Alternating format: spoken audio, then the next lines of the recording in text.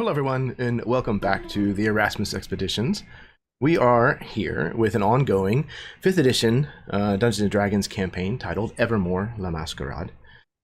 This takes place in a homebrew world of mine known as Rosfin, particularly in the kingdom of Gerdes, which is heavily inspired by the Baroque periods of Spain, France, Venice, and some Orlais from the Dragon Age series kind of sprinkled throughout.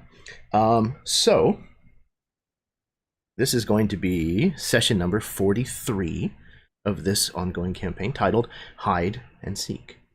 I'm very excited about this game. This game has been tremendous so far, and I have something in store for tonight that I think is going to be a lot of fun. But before we get to that, I do want to give the same warning that I give on the beginning of all of my games, and that is if foul language and mature subject matter are a problem for you, then this is not a great place for you to spend time, particularly this game. We will not feature explicit sex, but we will get about as close as we can, particularly tonight in this episode. So if you feel a little squeamish or prudish about those kinds of things, I highly recommend that you don't land here. So I think that covers that base. I'm going to go ahead and pass things over to my players so that they can introduce themselves, plug anything that they have that they would like to tell you about, tell you where you may or may not be able to find them on the internet, and then I think we can get started. So we're going to start this time with Kenya. You know, I feel honored, actually. I really do. I feel honored that for once I get to go first and it's not always Karen, like We like to change always things up here, Karen. you know. Yeah. Hi, I'm Kenya, Acer Sin on the interwebs. And tonight I am playing Vera Marion Win Mesanero. She is a changeling bard. She has just recently come out as a changeling to her group. She's in love with a beautiful half orc cop that is currently finding herself in jail. And well, now she's worried about her girlfriend. So I'm excited to see where tonight goes. Do I get my girlfriend back? Does she remain in prison? Who knows? Only Jeremy. Matt, your turn. Hello everyone, I'm Matt, and tonight I will be playing, as always, Loxley LaCroix, aka Loxley Diploma, of the Diploma family, which was destroyed here in Aladalgo.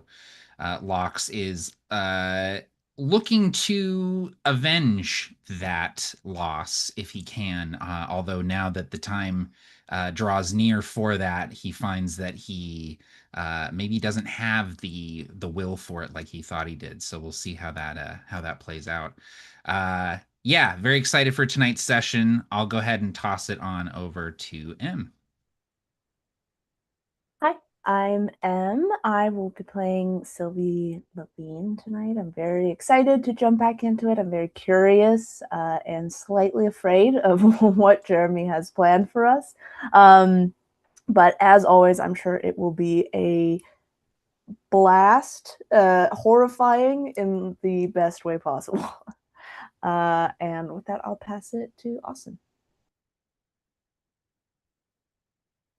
I will be playing Guillaume, who is mostly still concerned with trying to clear his name, although he's come to start to believe that the only way to do that is to kill all the people that are trying to put him in jail, or kill him. So, his outlook is slowly shifting into more hopelessness and desire for general slaughter of all authority figures. Yeah, I'm Austin. I don't know if I said that part. I'm excited to get into it tonight. Pass it to Karen. Hello, everyone. I'm Karen, otherwise known as Myth and Gears. Tonight I get to play Chimeran Diego Ruiz Gonzala, and I'm not going to name all the other things that he's known as, she's known as, they've been known as. Um, it's been a lot. There's a lot there. I'm sure there's going to be a lot more after tonight, because that was quite the introduction that you made for this, like disclaimer for this game, Jeremy. So, like Em said, I'm a little I'm a clutching my pearls, waiting for tonight. Anyway, I'll pass it on to you. Yes, if you have pearls, you may keep them handy. Okay. So, I think without further ado, we're ready to get messy. Let's do it.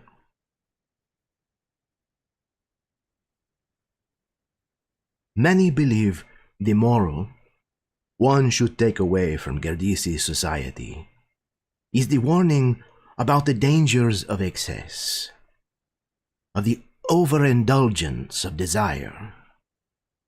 This is a common misconception. Where the Gerdessi falter is not in the pursuit of pleasure, no.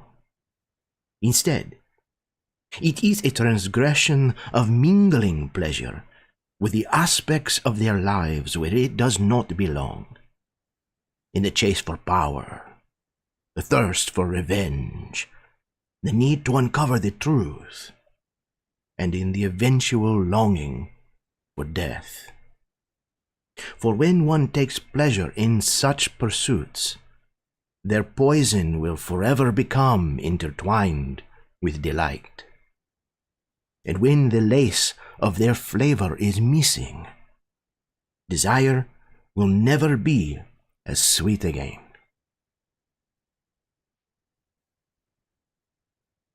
We rejoin the five of you back once again in the bustling canals of Alidalgo, where things are tumultuous at the moment. You have taken the fight to who you think is the architect of many of the wrongdoings here in the city, the Padre Primero. You've gone to his castle. You fought many of his brides. You killed who you thought was the Padre himself, only to discover it was instead a simulacrum. When you returned from your efforts, you found Alidalgo had been turned. All the things that were sweet, all the things that were hopeful, all the things that were comforting about your life here in the city had been turned on its head, threatened, outright undone. And slowly but surely, you've started to try to pick up the pieces remaining after whomever it was that caused these events to happen to you. So, as we rejoin the five of you, fresh on the heels of Sylvie meeting somebody that she called Lothar, where do we find the five of you? What are you currently getting up to, and what is the general vibe, the conversation that's taking place?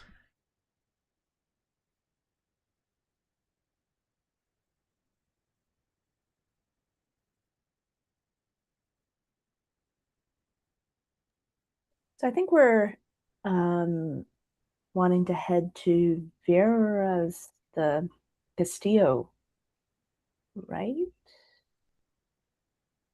I know that's definitely on the docket. Yeah, it is. I'm just rereading the end cap notes real quick from last time. We saw Sylvie. There was a gentleman that looked Becquerelian, but dressed as Gerdessi. And he looked at her when she said his name, when she said Lothar. And then Chimeran actually noticed that he was outright lying to Sylvie during the entire conversation. So Chimeran caught that. And then Sylvie was supposed to go to get him to show up at the bar. Yeah, in the evening, I think. Yeah. And Mhm. then there was a charm that we had found or something that was a blessing from the goddess causing timing to line up that for this to happen. And then as we closed out of the scene, there was a fancy sparkle in the water fountain in town there. And okay. I And think oh god. the pendant, I think, too, was one that Sylvie had already, but it was like hidden, right?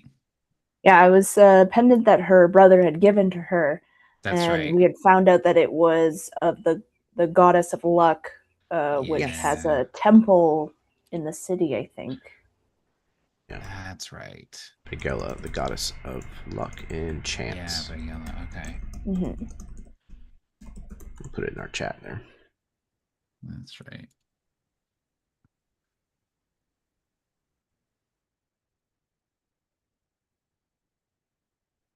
So I think there was talking about going to the Castillo and then maybe to the church and then to the bar. Sounds like a busy day. Brothel, Yeah. church, That was bar. a fun-filled Yeah. day. The brothel, the casino, and the bar. So we're going to, are we doing The casino, which doing is also a brothel? church, by the way. Are we doing brothel, church, bar, or are we doing brothel, bar, church to kind of clean ourselves up at the end of the day? Like, which way are we going I here? think What's we're going brothel, and then depending on how the brothel goes, we might just need to go right to the bar after. I'm kidding, right? Yeah, so I feel like at this point we've probably I'll kind of take a look. I feel like maybe we've all gone someplace where we can kind of talk, but not necessarily to our room, but we need to be someplace very private, kind of. You know what? I'm gonna make a call back.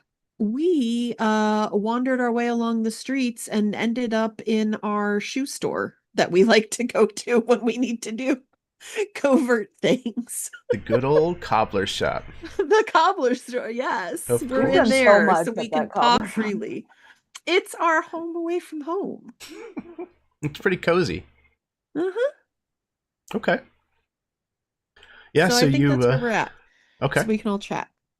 Yeah, you kind of, make your way in. I'm sure there's, a way that you have discovered to make easy passage kind of in and out of it innocuously. And you are able to find your way back inside of the cobbler's shop. Still has the, eviction and condemnation posts on the door. People still walk by it without giving it much of a second thought. It definitely seems to have been kind of a forgotten about place. So it's the perfect little getaway. So the five of you are kind of inside this musty, rundown old cobbler shop. What's the conversation? All right, Sylvie, I'll be the one to ask. Are we all going to meet your mystery friend this evening, or is this a private matter? I mean, it might be good to have some backup. If it is really my brother in town, that cannot be good. But it is up to you all. We don't need the whole group going, per se. I will go. I mean, he's already met me.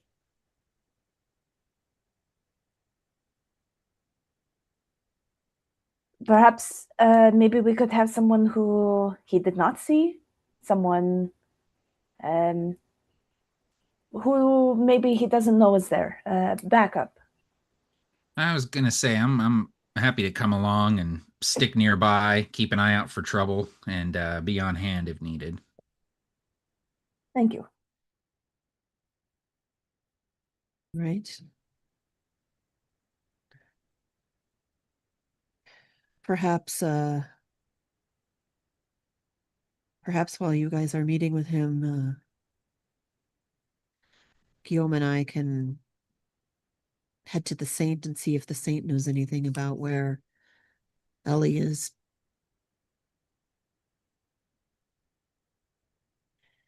Because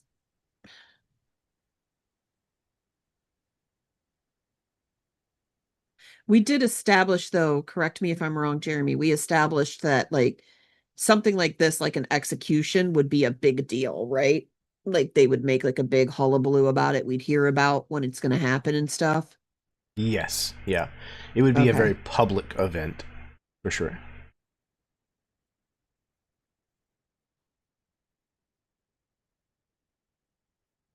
Um,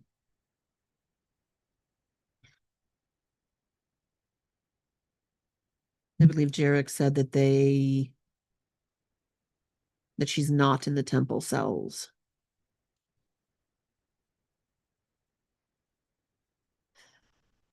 Yes, that is correct. Yeah. So I have no idea what's going to happen when we get to the brothel. When we get to the Castillo, it's if someone has taken up someone like myself or just someone using magic has taken up her role to attempt to get ownership of the place, then it could end up in a fight.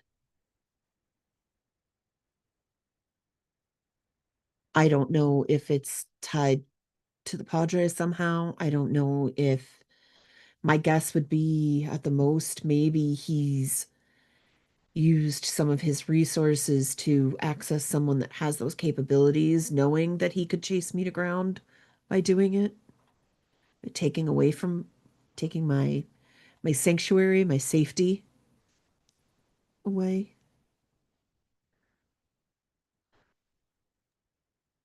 I would have to assume it's connected. Yes.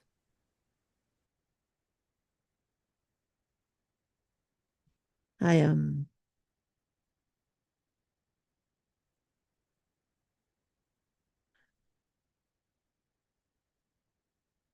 the last time we went in, I was still scared. I was taken aback. I was not ready for something like that. But since then, we've rescued a pack of werewolves, killed some undead,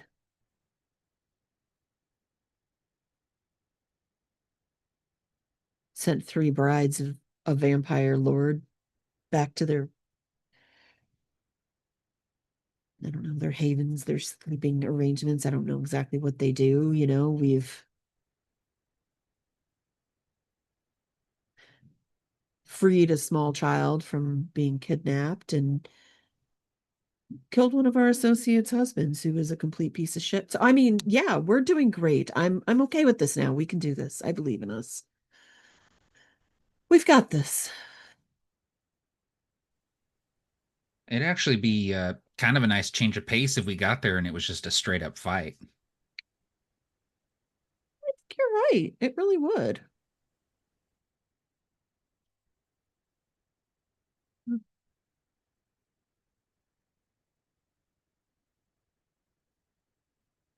Okay, so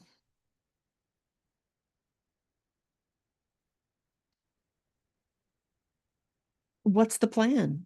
Am I walking in the front door looking like I am and just seeing where things go?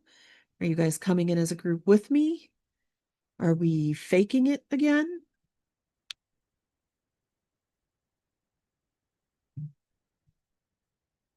I think we should just walk in the front door and see what happens. It worked well in the case of Chimeran's ex-fiance slash husbandish. I mean, that was great. We walked right in the front door on that one.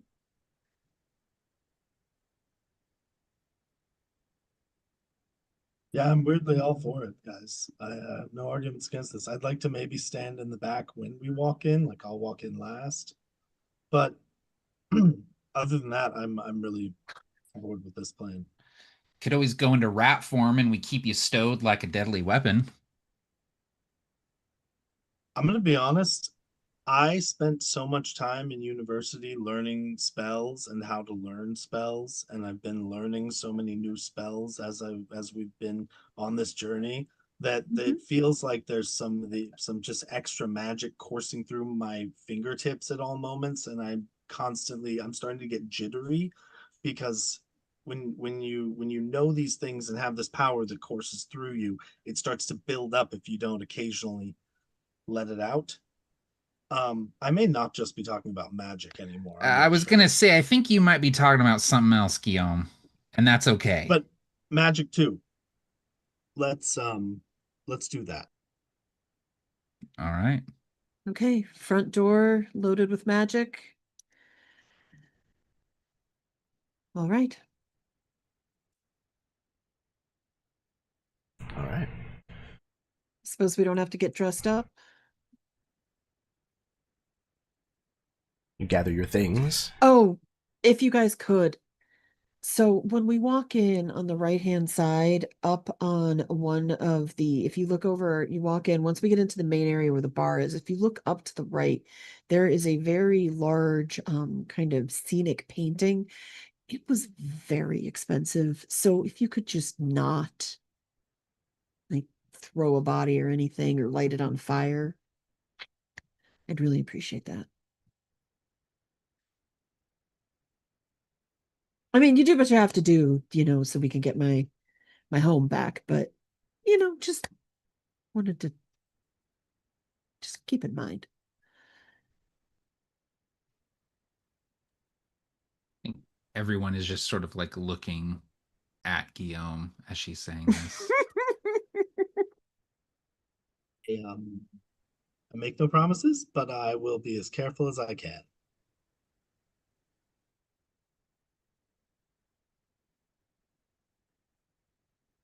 Fantastic.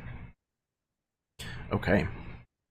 You gather your things, you gather your courage, and you take a gondola across the city to a more affluent part of town. And you see the Castillo de Fugida ahead of you. And as you approach, you can hear the people inside are having a good time. Vera, this is your place. You have no reason to slow down, to hesitate, to pause at the door. So you walk straight in. Oh, go ahead. When you say they sound like they're having a good time, that has not been the vibe we have been getting from the rest of this city. Well, no, not exactly. People have been a little mopey. Does this sound more like what it should sound like than? Yeah, probably. Yeah. Okay. Mm-hmm. I might be reading into it too much. Okay. Allow me to expound. You push open the doors of the Castle of Escape. And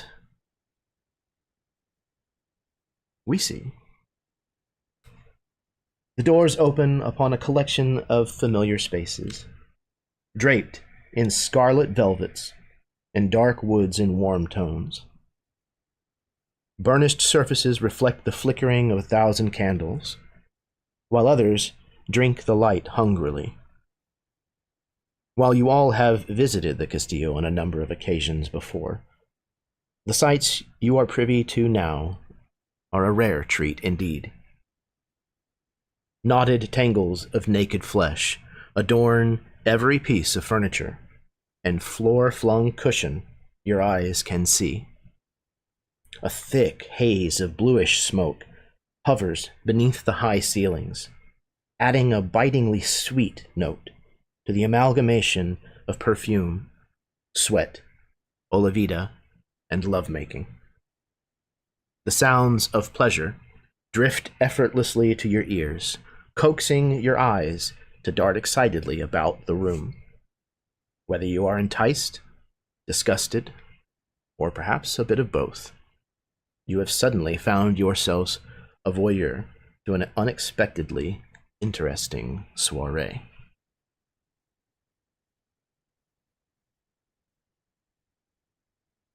So, this is what awaits as you walk into the Castillo. What are you doing? I think Sylvie leans in to Vera, not taking her eyes off of any of this. Like she does not pull her eyes away, but she just kind of leans into Vera. You know, this is not what I expected when we agreed that we were just going to barge in and take the place for ourselves. This is a very unique form of defense.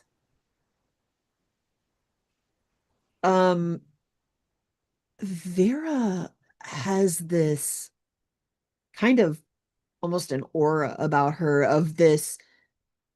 She is neither excited nor disgusted by what's happening in front of her. I mean, this is literally what she lives day in and day out. But anyone who's really looking at her, there is this kind of just this like air of just being absolutely appalled, like personally insulted that whoever like is just violating her decor and her entire she is just absolutely just almost infuriated by the disrespect that is being shown to her livelihood and her home and everything that she's built it into. But the people fucking and stuff is just like whatever, it's a day. And she listens to Sylvie and then kind of like leans, like she doesn't even lean into her, she just standing where she's at, she's like, no, honestly, it's kind of deplorable and not what I expected either. And she will look around the room and she's basically trying to look for last time she was here she saw the twins, but they didn't feel like the twins to her. So she's going to look and see if she can find either of them standing behind like the bar area or something. Roll me a perception check.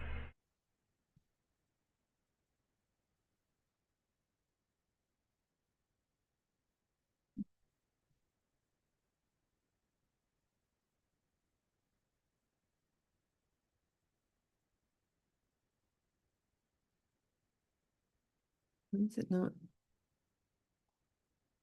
16. Okay. So it takes a little while. You're kind of looking over this sea of writhing lovers. You do eventually find them. They're not standing behind the bar. They're not, well, I was going to say they're not serving anyone, but that's not entirely true. They are in the throes amongst the rest of the guests here at the Castillo.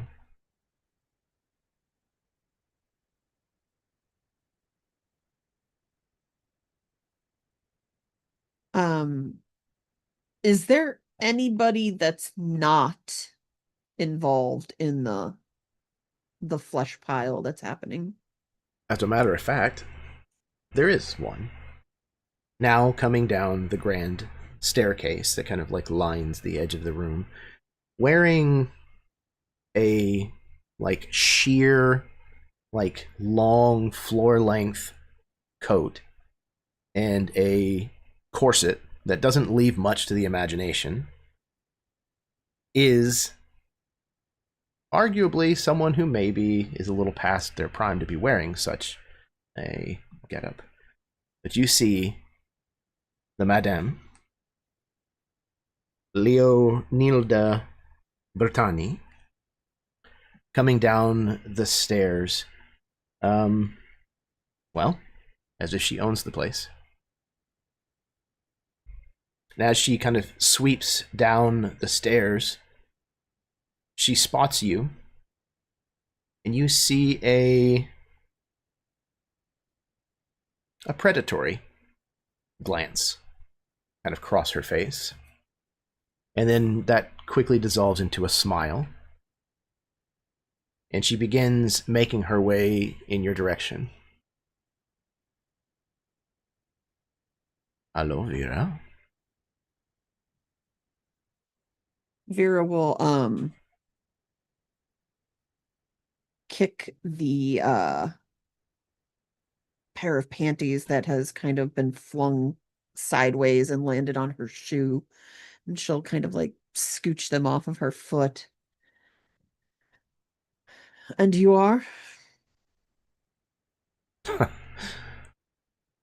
After all this time, and you wish to act as if you do not even know me? You owe me everything, do you not? I owe you nothing. I don't know who you are. You have only been calling my home, my business, yours, for a number of years now, in my name. You can call me Madame Bertani. No, because you can't possibly be her. And how exactly would you know that? I'm just that smart. Modest too. Not usually. So, can I interest you in a place amongst tonight's festivities? No. We're not interested in the festivities. As a matter of fact, I'd like to get this place cleared out and start getting it cleaned up. Oh, well, that's a shame, as you have absolutely no authority or claim over this place or what goes on here. As a matter of fact, I did wish to speak to you about your future as an employee of the Castillo de Fugida.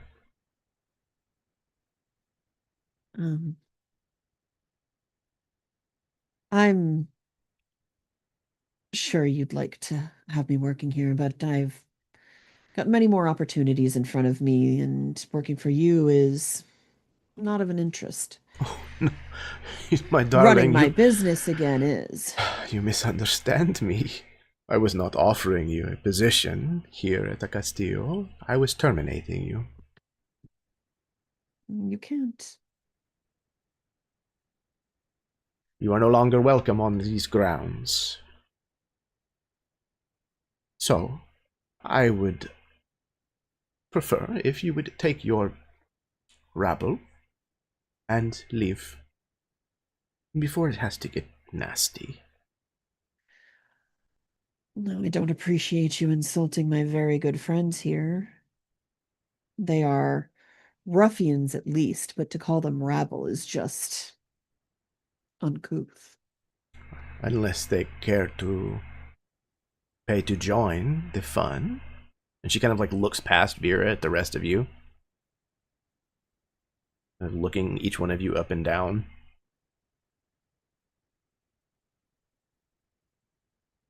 Vera just kind of looks back at the group. She makes her way over to Lox and like pushes herself like up against your side, Lox. How about it? Would you like to have some fun? In my experience, you kind of got to be here for the start of these sort of things.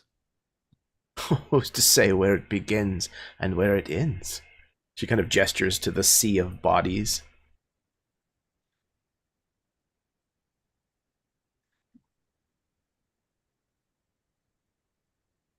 You know, I couldn't help but overhear your conversation with my friend there that, well, you're kicking us out? Is that right? Well, her at least, yes. I have no more need of her services here. Lox kind of looks to Vera with this expression on his face that is sort of like waiting for permission to do whatever here. Vera sort of kind of looking to just Vera. holds a hand out and is like she has no qualms with you doing anything. We know why we came here. I don't know what she's talking about, Lux. It's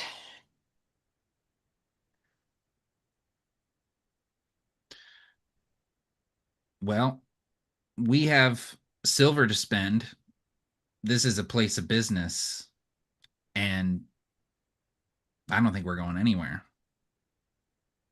Oh. Well. Please. And she kind of like gestures again to the room. If you would like to join, the party is 100 gold pieces a person. Silver will be accepted, I suppose, although it would be tedious to count out such coin, but we could make an exception.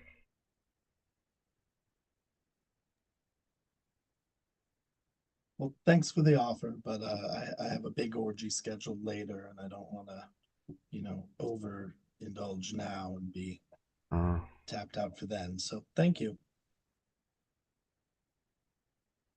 Just like Vera, her friends are also modest. She kind of like sidles over to you, Guillaume, where she like stands next to you. I don't imagine Guillaume is particularly tall. No, probably not. No. Yeah, she's not either. But she manages somehow to kind of like thrust these like heaving bosoms like right up in your face. And she's very much kind of like waiting for you to react to this. It's clear that she's trying to make you either uncomfortable or aroused. It's hard to tell. I feel like, miss, I have to tell you, you're supposed to take the mothballs out of the clothes before you put them on. Oh, there are many who have reveled in my aromas. If they are not for you, then more's the pity. Jeremy, while she's flaunting her bazoombas at Guillaume over here, I would like to I'm making an like I'm watching Sebastian and Gabriella. Like I'm interested in seeing like does it look like them? Like are they even seeing Vera? Because I guess I have this feeling that if it was actually them and they saw Vera, they would be like acknowledging that she's there. So you absolutely see that they have noticed you there, but they have not reacted in the way that you might expect. They definitely seem to be lost in their pursuits. You get the distinct impression that there's probably inebriation of some sort involved. Given the haze of smoke, the fact that you can see wine glasses and bottles of Olavida kind of scattered about the room. Yeah, they're definitely lost in the moment. Lost in the sauce. There you go. Exactly.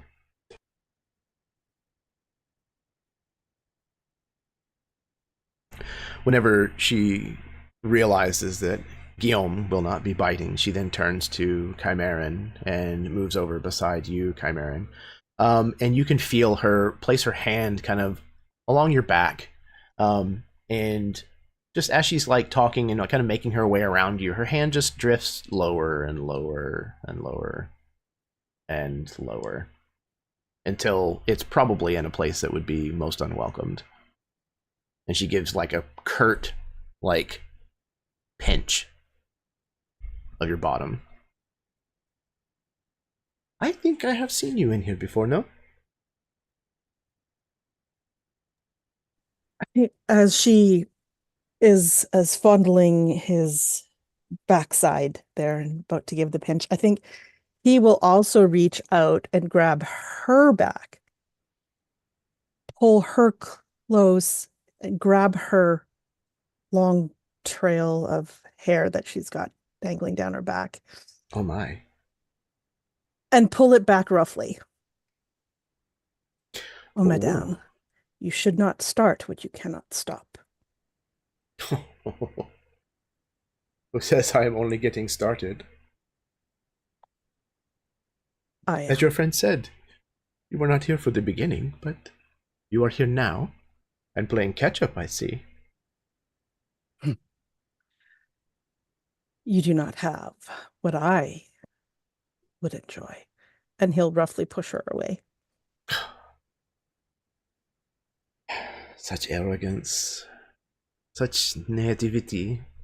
But I assure you, while I myself may not possess what it is that you are after, I absolutely do offer it here. And she again gestures towards the room.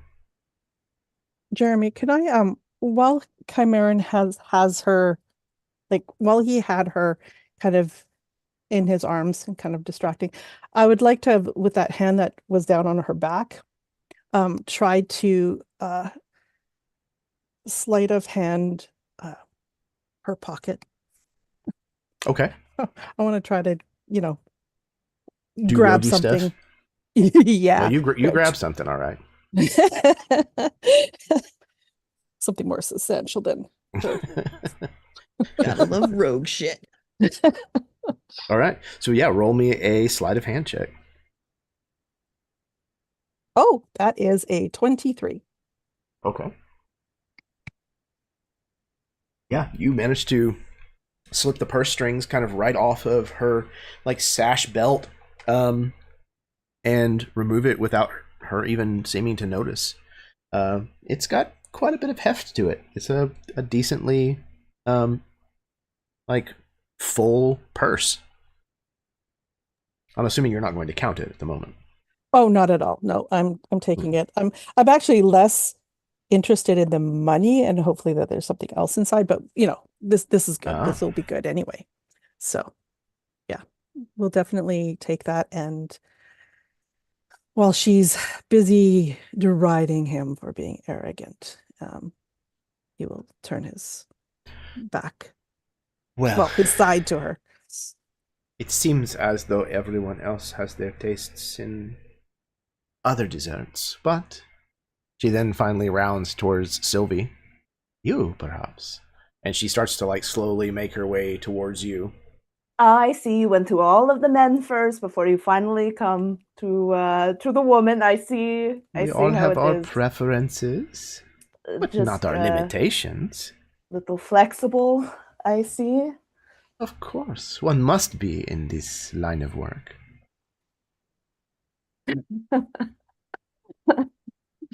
Just because you came last with these 5, it does not mean that you will come last with me.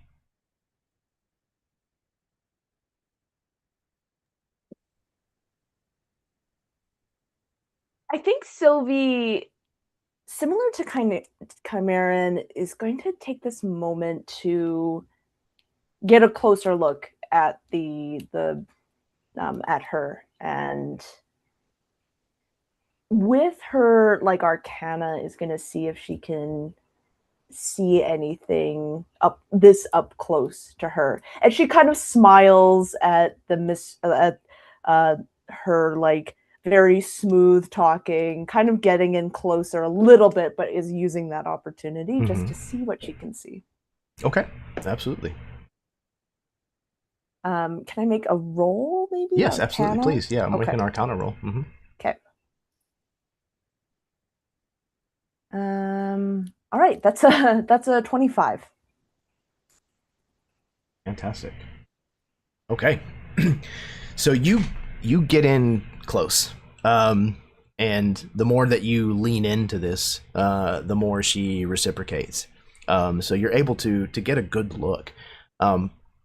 And it's, I mean, you don't see anything out of place. Like, everything looks correct. I mean, she looks like an older woman who has lived a really cushy lifestyle, but probably parties a lot, and has very little shame, and is quite proud of who she is and what she does, is the impression that you get. But I mean, you see, wrinkles in the skin texture, you see, a beauty mark, you see, hairs that are slightly out of place, but attempted to be, coiffed back.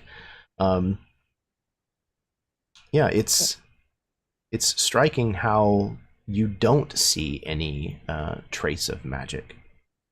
Interesting. Anything smell or like Sylvie's thinking like, I don't know, sulfur or like, something off? She definitely does have a smell. It smells like perfume, and it's pretty heavy. It's very floral, probably something in the neighborhood of like jasmine. It's particularly strong around the base of her neck and her bosom. If you want this to be your chance to do something, Sylvie is going to keep an eye out, like in her peripheral vision, for you if you want an opportunity to get around on her. As Sylvie's like leaning in. Think what Vera will do. You said we knew that they were drinking the wine, I can never say the word, the old Olivida. Yep. Olivida, thank you. I can never say it. Assuming there's like a bunch of like maybe a large crate of it, or even like barrels of it that are set up somewhere where people are just kind of tapping it at will and stuff, correct? Yes, maybe. Yeah, there's definitely plenty of it around. Okay. Vera's letting her do that and kind of catching Sylvie's eye. She winks and she's going to lift up her hands and she's going to Eldritch Blast the wine barrels. And she just, as she's doing it, she's going to kind of step forward very powerfully, like, this is my place, I own this.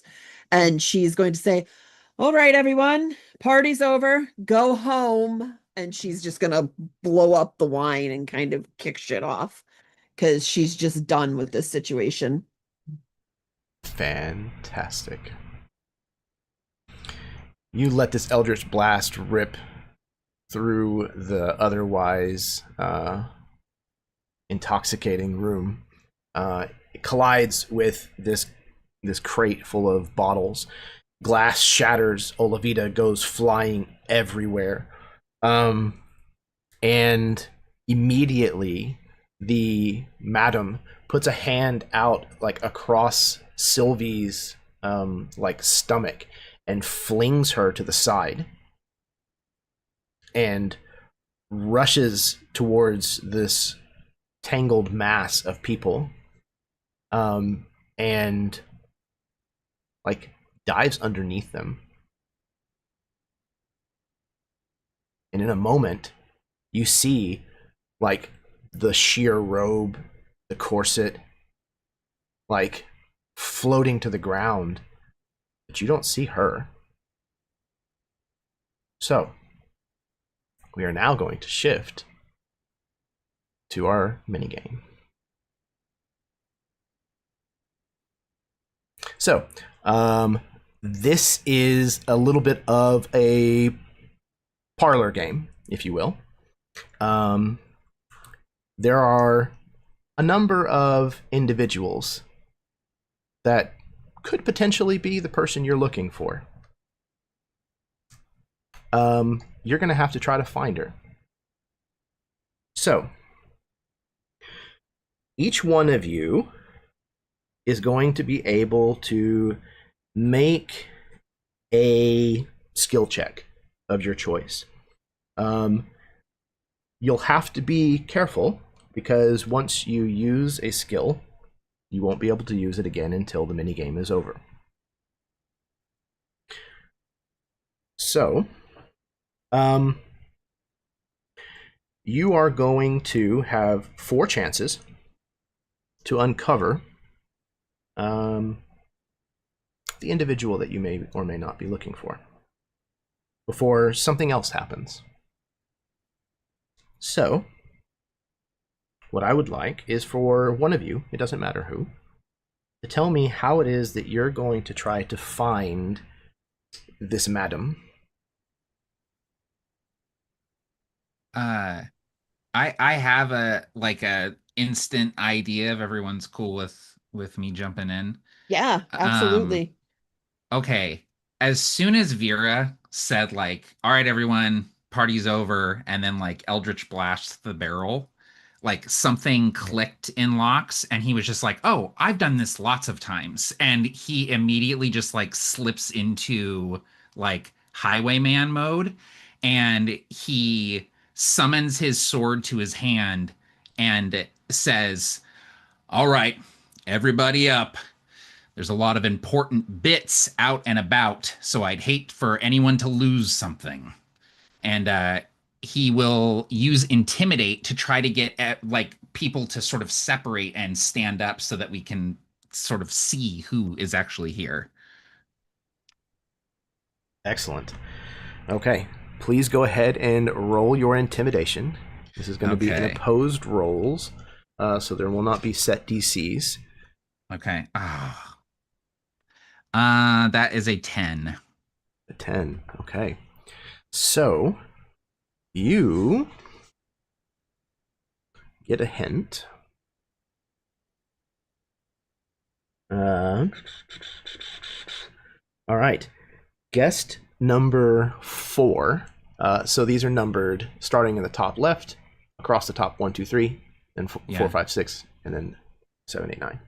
Okay. Guest number 4 points directly at you and hisses like a snake. Oh. That was 4? Correct. Okay. And then the last bit of what I need you to do is choose a guest. Choose a card that you want to flip over. I'm going to assume that if she's hiding from us, she's not going to be hissing at me. So I'm going to just, based on nothing here, say that it's probably not number 4. So I'll maybe not waste my flip on that. Why don't I do 5, that one in the dead center there? Okay. Let's see. Number 5. If I'm understanding the game correctly. Okay. It is an innocuous guest, a member of this congregation, if you will, that you kind of point your sword at menacingly, and this individual recoils in abject fear from you. Please don't hurt me. I'm only here for a bit of fun. And Lox will say, well, you found it. Get out of here. All right. Next PC. I would love to go if you guys don't mind. Chimera is going to approach the group and following Lox's intimidation and getting these people to try to spread out, kind of make room here. Chimera's going to kind of do the same sort of thing where he's kind of got this bluster and he's going towards this one of the guests as if they're going to rip them up and pull them away. But I'm actually using deception because I'm watching the reaction of a different guest to see how, like the other guests, to see how they react to find out the right one. So I'd like to use deception. Okay. Please roll. Well, it'll be a 19. 19. Okay. You also get a hint.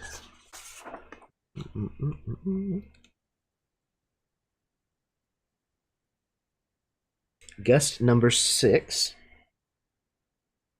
is biting their partner hard enough to draw blood, which they then lick.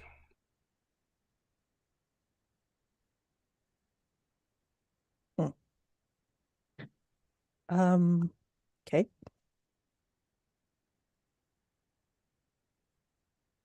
Do I then also pick a card? Yes, please.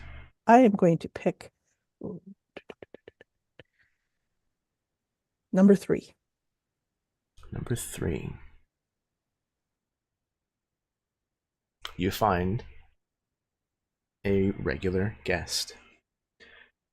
As you press the intimidation towards this, or this scrutiny towards the one who seems to maybe be biting and drawing blood, and then at the last moment round on this other guest, they throw their hands up.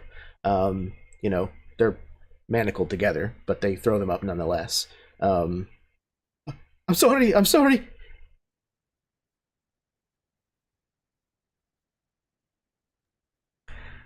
That's 2. Who's next? I can go. Sylvie is going, since Sylvie got such a close look at the madam, she's going to cast Mage Hand and is going to send Mage Hand into the pile of bodies. This poor Mage Hand is going to try to that Mage Hand will never be the same again. Yeah, this Mage Hand is like, oh, this is the best time I've ever had. You see like this like line glove? of this line of people just like shrieking as this Mage Hand goes through. It's almost like a gopher under the ground, just like this. And I would think that would be like Arcana, if that's all right. Okay, perfect. Yeah, I love it.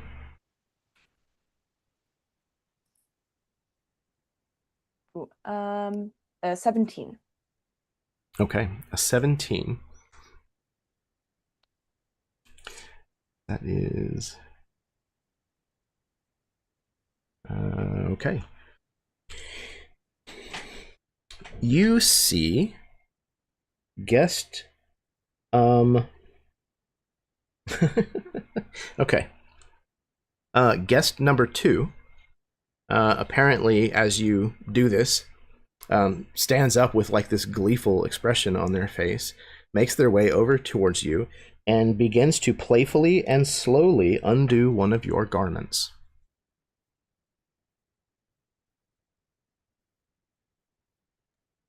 Ooh.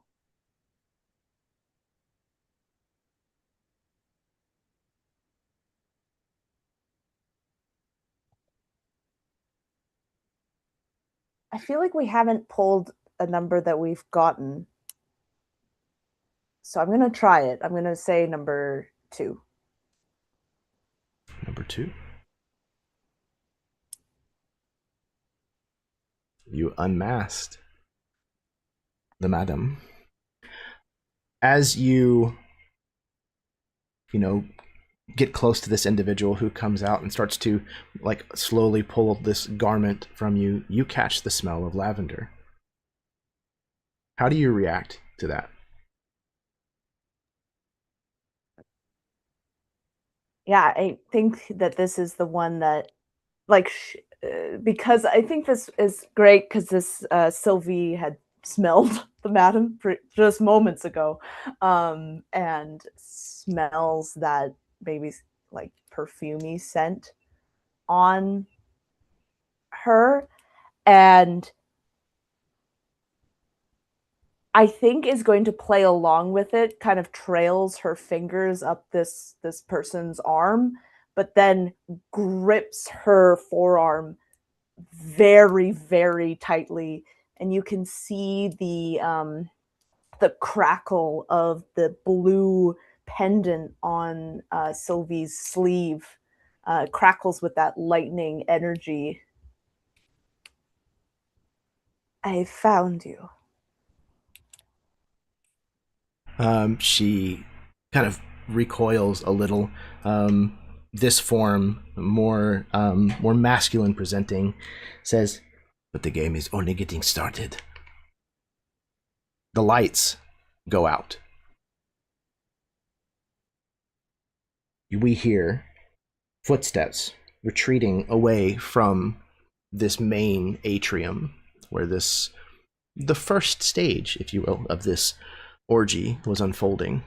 What I would like is, while I reset the board for the next space, is one or more of you please describe to me where it is that we move next in the Castillo. Is there a secret passage, a secret room? Is this a themed space? You have carte blanche.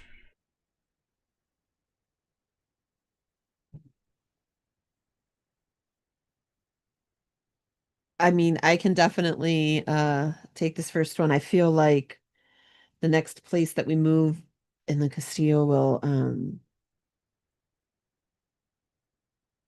there's the basement area where we went where the vampire was bricked in, but we're not going there. That's kind of that's the storage, that's the cellar, you know, that's where all the extra wines are kept and the extra liquors and all of that. And where we're going, the stairs go a bit deeper than you kind of anticipate. Maybe even you're a little concerned with the fact that, you know, there's a lot of water around this city, but we're fine and nothing feels damp. And we enter into a underground room, and this room is split into kind of quadrants and individual areas, but in particular, right in the center, there is a massive gaming table.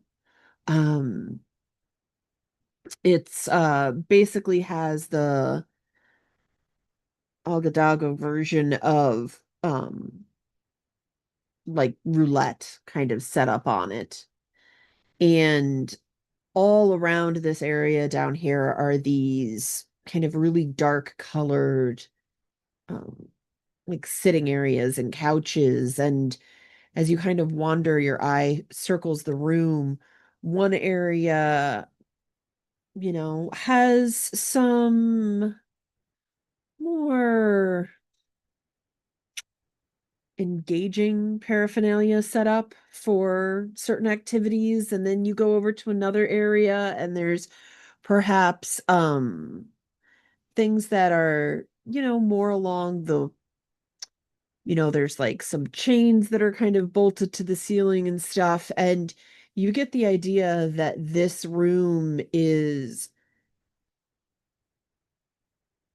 almost a kind of private party room that not many people get to see, that this might be something that on occasion the elite of the city come and rent out in order to fulfill their urges.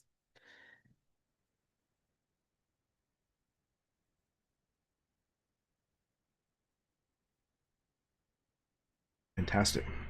As you all burst into this room of requirement, if you will, what's the general conversation? What's being said amongst you?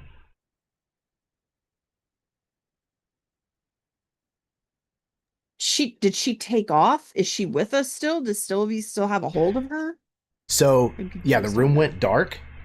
that. Okay. She absolutely slipped from Sylvie's grasp, Okay. and you heard someone run from the room, which is the sound that you followed. And as you exited the darkness, you found yourselves in this room. just like the previous room, there are people involved with one another here as well. This seems to be a brothel-wide festival. Yeah, Guillaume will kind of take in this next room as well. Kind of just turn to everyone, say, 4. The most I've ever been with at once. This seems absurd to me. You can't even get to everyone.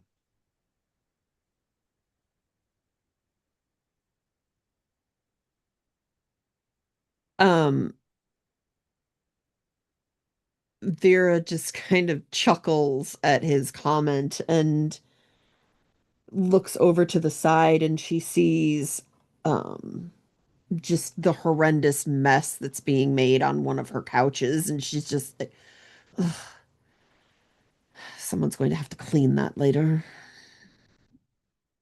All right. Okay.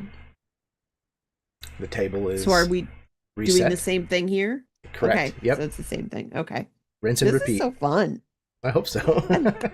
I love mini games in D&D. Me too.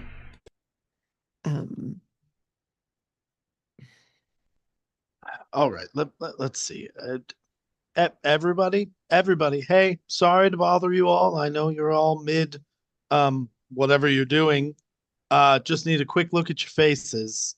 And I'm just gonna do a performance roll to see if I can kind Okay. of like catch all of their attention. Like I'll do some, the classic like prestidigitation stuff to do like a little like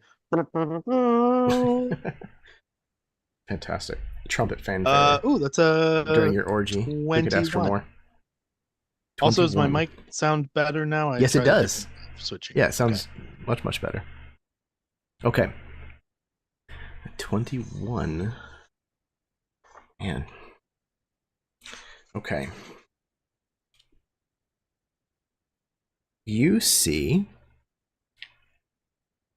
guest number 4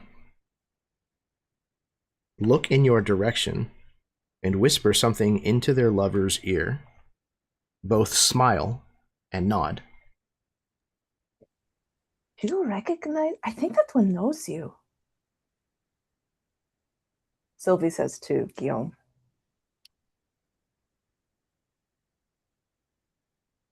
I don't know if they work here. I mean, I've probably met them once or 3 times, but it's hard to tell. I'll get a Dark closer hair, look. maybe the teeth. Is she like vampire? And I'll go for that card. I'm curious. Guest number 4?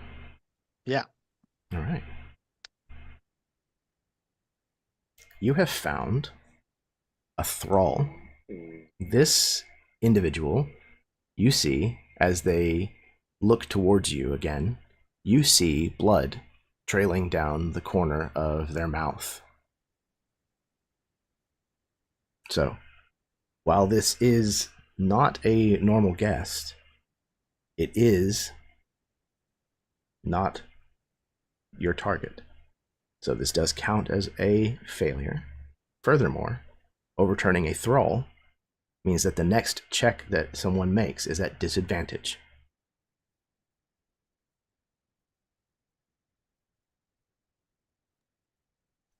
Whoops.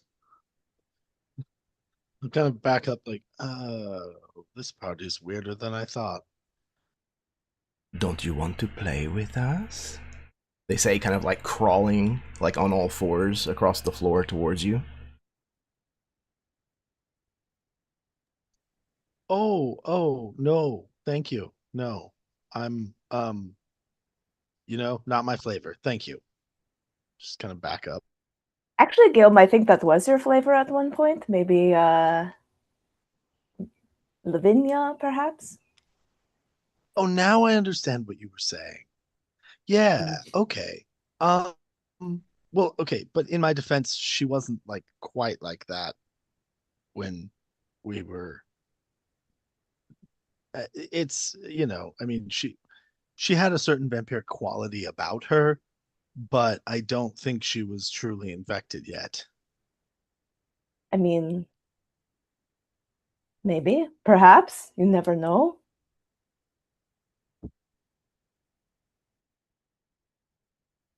Possible.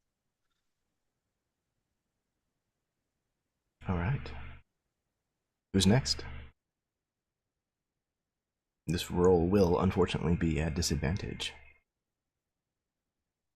I think Vera will go next, and as this is going on, she's going to.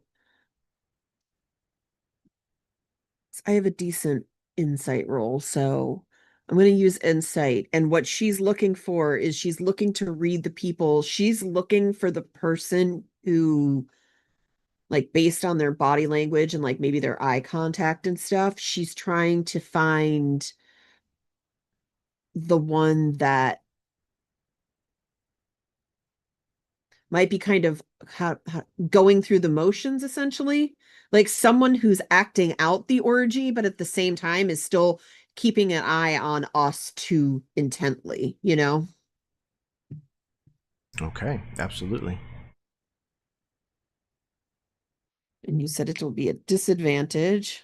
Correct. I rolled a 17 and an 18, so Okay. 17 plus 11, so 28. Jesus. Okay. Yeah. You see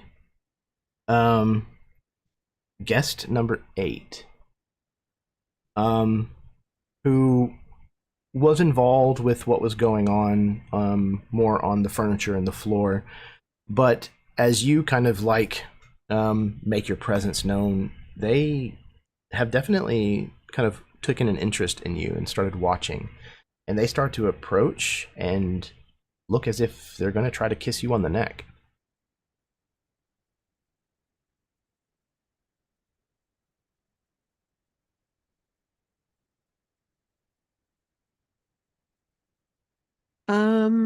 I'll just go ahead and flip that card. Yeah, I'll go with guest 8. Guest number 8. Yep. You found Okay. the second It's thrall. another vampire. Okay. This is 2 fails, and again, the next check will be at disadvantage. I think as the thrall approaches and stuff, and Vera maybe catches a glint of like fang hanging just beneath their lip or something right before they get close to her neck, she'll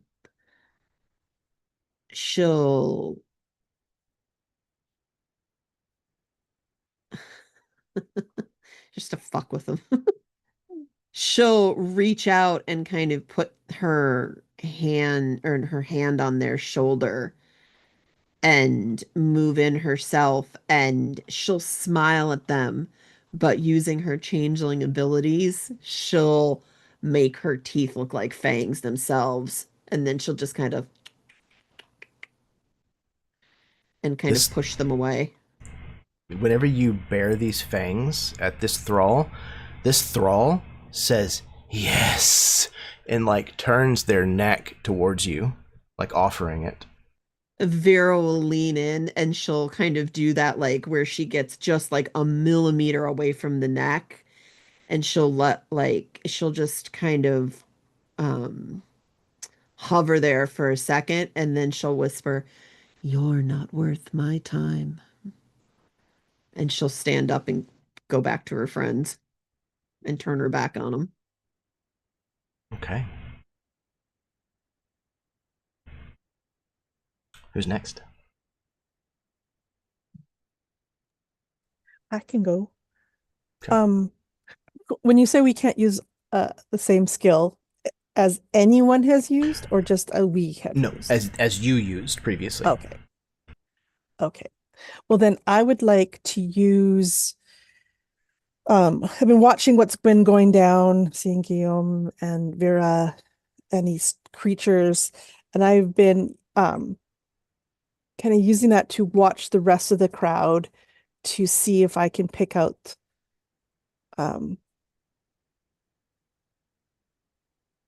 others like that, so that I know it's not the ones we want.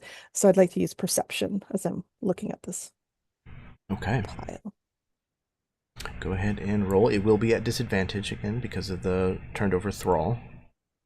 Okay, so 24 and 15. So 15 15. total. Okay. That is... Okay.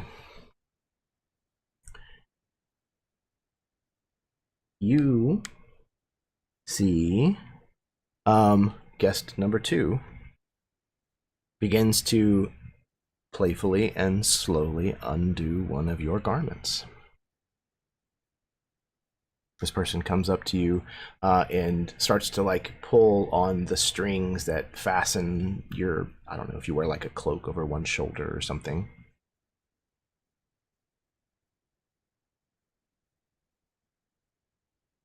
Sorry, I'm muted. You're The entirely 15 too should overdressed. 15 should actually have been higher because I forgot my ability, but it doesn't. I don't know if that matters. Okay. I'm going to pick that one that is trying to undress me because that sounds like what happened to Sylvie. Number 2. It is a regular guest.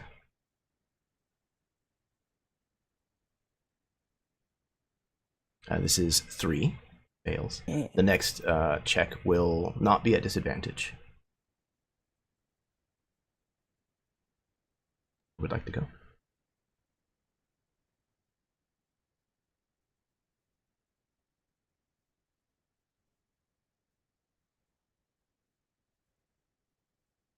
I can go. I can go. I've got one more thing I can do before All my right. skills start getting pretty disappointing in number. Um, so Lox enters this room, and Vera mentioned that there were like chains and stuff. Um, Lox is kind of like trying to see if there's a way to get through the crowd. The room is smaller and there's not really a clear path through. So Lox just kind of looks up. He like sheathes his sword and he grabs onto one of the chains and sort of pulls himself up and starts sort of traversing the scaffolding and the various sort of apparatuses that are in this space, and we'll use it to sort of both look down on the crowd, but also be able to get to the other side of this sort of tangle of bodies. And I'm going to roll acrobatics for that. Perfect. Hey, okay, 17 on the die. That's 25. 25. You leap up into these chains that are kind of hanging above everyone's heads and start to move. Several of the individuals grow much more enthusiastic as these chains start to be like rattled around, and they see you climbing amongst them, performing this acrobatic maneuver. Looking down, you notice that guest number 3 suddenly moves. Maybe it's to change position, partners, or perhaps your perspective.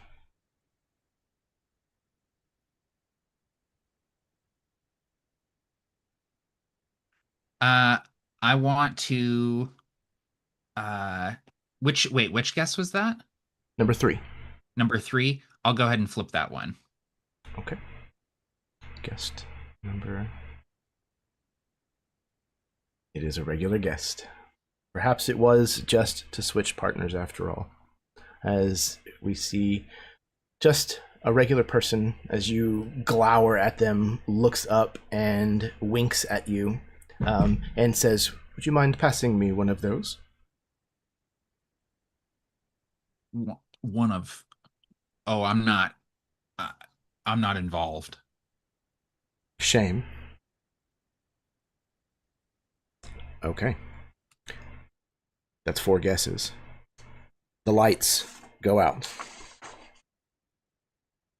We once again hear rustling, movement. We will find ourselves in a new space. If one of you, please, would describe how you get there and or what that new place looks like.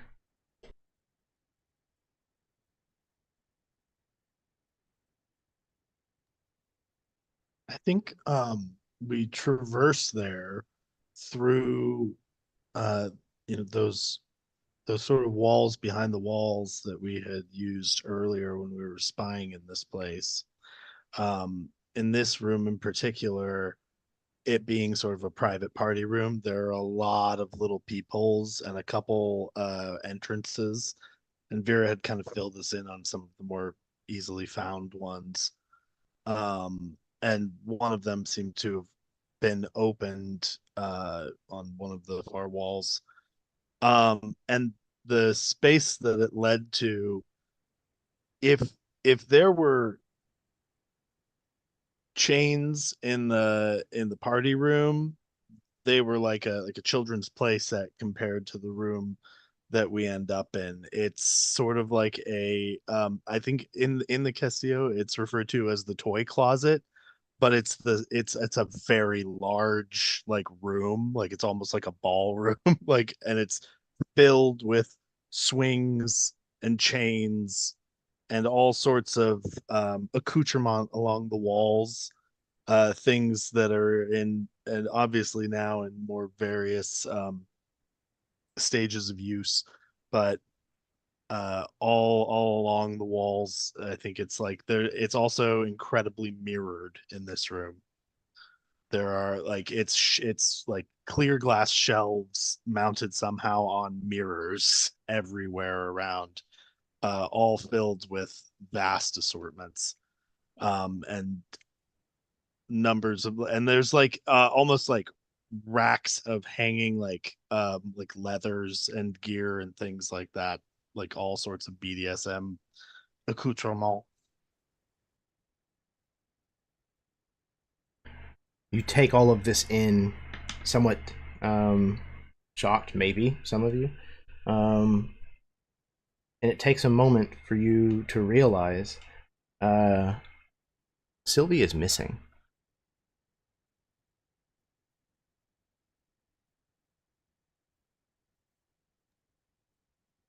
Damn it, did she get caught in the fuck ball?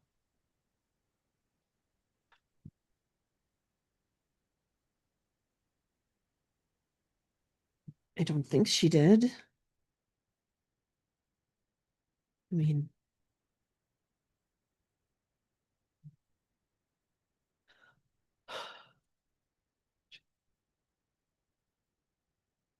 You I also will. notice that Oh, go ahead. while there No, are, go ahead. again, a room full of people, there are a little less than there have been in the last two rooms.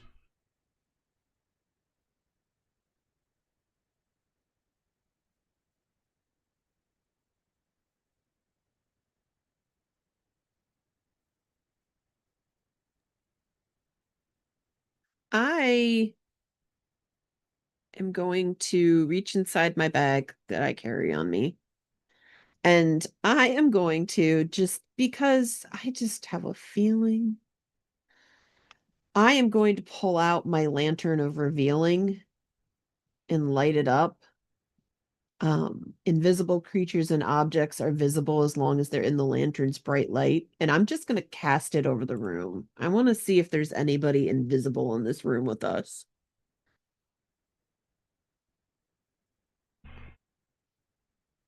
So you don't see any invisible creatures that you might expect, creatures lurking in the corners or what have you. You do see a few unseen servants that are involved in things. Servanting? Servicing. Invisibly. Do I see Sylvie's mage hand run in from the other room? It's actually like holding a cigarette, just kind of like sitting there lounging against. An unseen servant is giving it a hand massage. Oh god. D&D. Okay, when I do that and I kind of scan the room with it, she'll kind of close it down to conserve it and put it back away.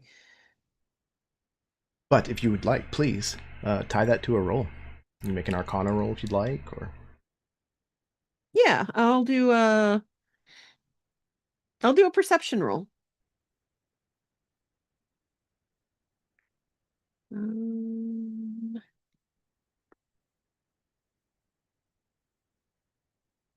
Gosh, man, 17 again. So 24. 17 plus 7. okay. You see guest number 1 holds lustful eye contact with you as they continue the act they are performing.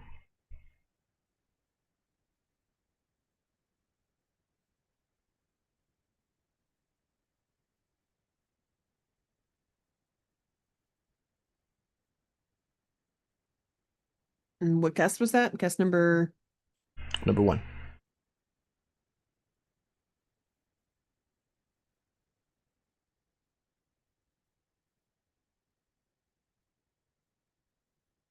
flip it. Okay. Guest number 1 is a regular guest. That's one guess down. Think as they're performing their act there, they make eye contact with her and she's realizing that it can't possibly be the madam that's doing this because of whatever reason, but she kind of realizes it's just a regular guest and she bends at the waist and it's a very like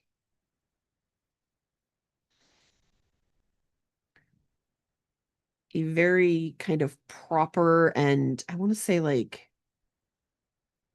very kind of powerful way that she does it. She bends, her back stays completely straight and she just bends at like just at her hips and she bends over and she leans over and she's kind of gets almost like up in the business of what's going on. And she just kind of goes, no, no, no, no, move your hand here. And then there you go. And then she stands back up. Like a good student, they obey your teachings and Exactly. are instantly rewarded.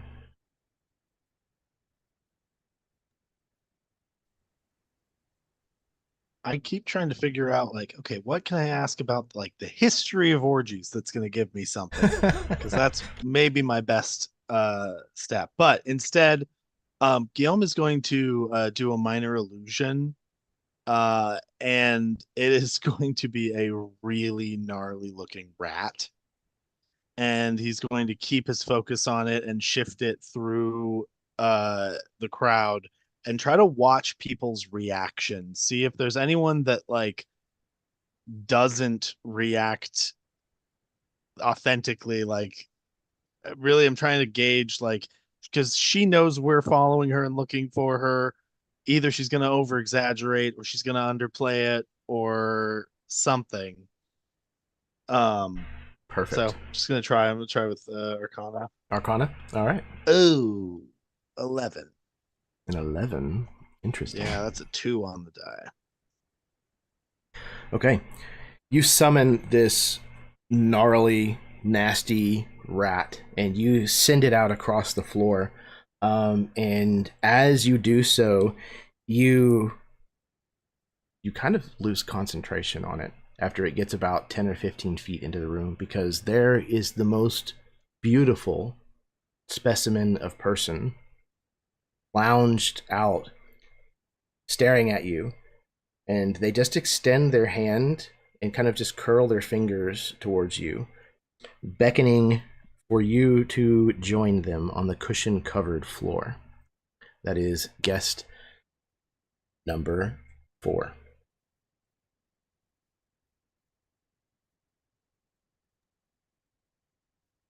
Yeah, I don't know if anyone else notices this. Guillaume definitely is gonna like he'll take a few steps forward. Like, but I feel like she maybe wants to talk to us. We should see what she has to say. She could have valuable information. Just just gonna go talk to her for just a hi miss. You're turning card number 4 over. Yeah. Okay. Just another guest. We should She exchange immediately like information. reaches up and grabs your scarf and like starts to like pull you downwards towards the floor. Oh, hey, this It's is much nice. better down here. It is. It is. I would love to stay. I am looking for someone though. Two someones actually now. That You actually have makes me found think I should probably them. go. It's that's nice. I'm um I'm Guillaume. Nice to meet you. The I should pleasure is probably mine. I should. And he's just gonna kind of like We're not pull this alone. like scarf off, like just start to back away. Like as soon as she's got the scarf, and he's just like, and all right, I gotta go. You can see that this guest sports bite marks in various Just places come back on her to body. maybe I do have a thing for vampires. I don't know. Okay. Next. I don't. What are we going to do? And Vera will kind of turn to the group and we need to. How are we going to do? Where is Sylvie? We should really go find Sylvie. This is a problem. Um.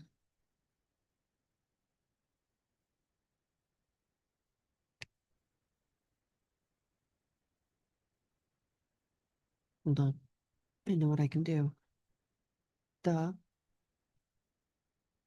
I am going to cast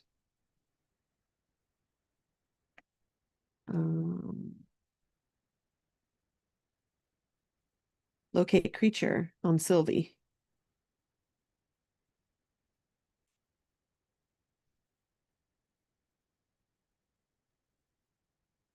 All right.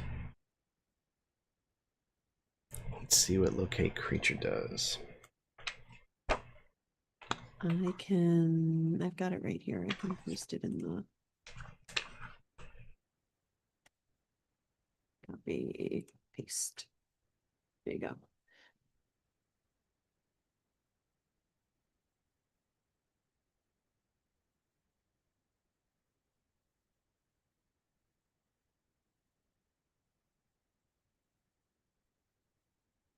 Hmm.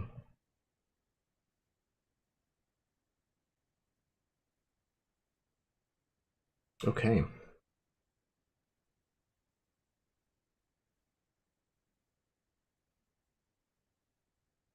Interesting. Okay. So you cast your spell, and you absolutely get the sensation that Sylvie is within the area of effect of the spell, and you get the general direction. It seems as though she is somewhere deeper into the Castillo, somewhere further ahead, maybe a floor down or two.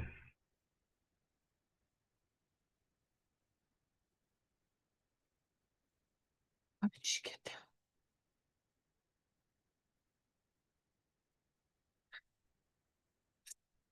If I could also persuade you to make a roll of some kind. Yeah. I have not used Arcana yet, so I will use that. 14. 14. Guest number 3. It's not the first time that it's happened to Vera tonight. Guest number 3 tosses an article of their clothing at you, momentarily blocking your vision.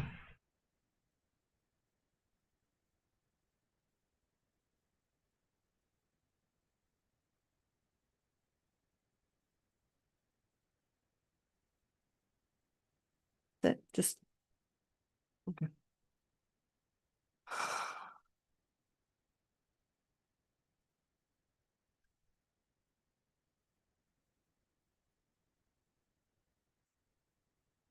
Do the clothes smell like lavender? Maybe. I feel like sniffing this woman is the only way we're gonna find. So let me get this We straight. should just line This everybody pair of up. underwear that was just thrown at Vera, she's just straight up like, wow. Hey, Incredible. you didn't say it was underwear. Well, that's definitely the funniest outcome. It's not really a winter is. coat. Okay, so if you could please choose a card.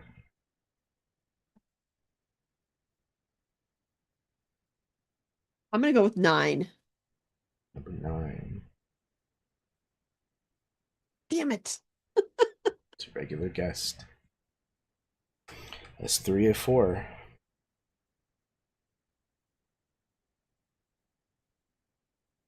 I think I've got an idea for something I can do. So moving through this room, Locks maybe catches sight of a person who kind of appears to be a sort of worming their way through the mass of people. It looks like someone sort of moving through the sort of writhing shape. Um, I'd like to try to use sleight of hand to sort of like get in there and like grab a foot or something and like pull this person out to see who it is moving through the throng.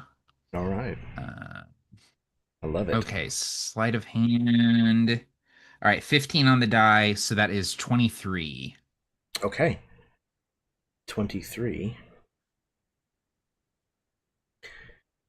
Guest number 3, again, the one that just threw their article of clothing at Vera, is the person who you grab a hold of and pull. They turn and look at you and say, "No need to be rough," as they attempt to interlace their fingers with yours.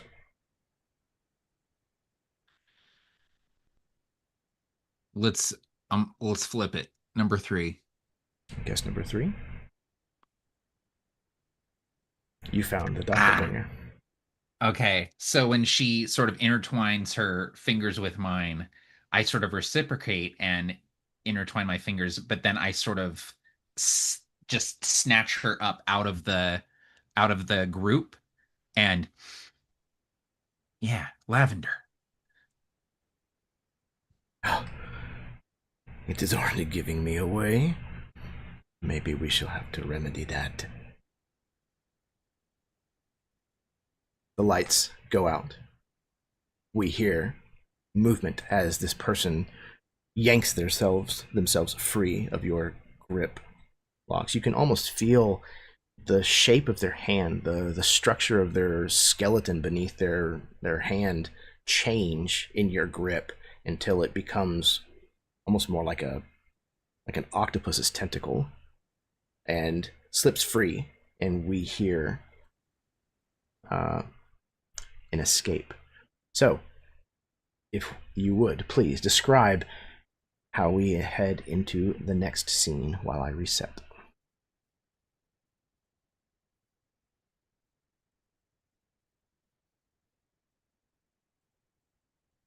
Who's all come up with rooms so far? Guillaume and I. Wait, we've just done 2? Haven't we done We've done 3 rounds of this. 3 but rounds? The the first round was one was in the upstairs. Thank Yeah, you. was Thank in the you. lobby. My brain. Sylvie, do you have a room since you're sitting there alone, imprisoned, not doing anything with us right now? Can you think of a room? Or anybody else? I have one if Yeah, go for it. okay. Yeah. So this one is kind of unlike the previous 2, which were all based upon toys and torture and stuff. This one we find ourselves in a room filled with white, fluffy piles, which turns out to be feathers everywhere.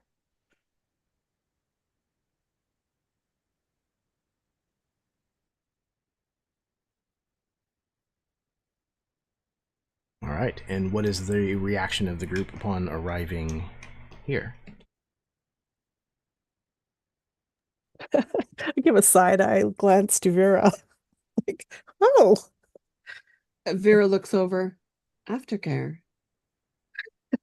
I like it. Well, that's not what they're using it for right now. I mean, everyone's aftercare is different, Guillaume. I don't think aftercare involves more of. You never know.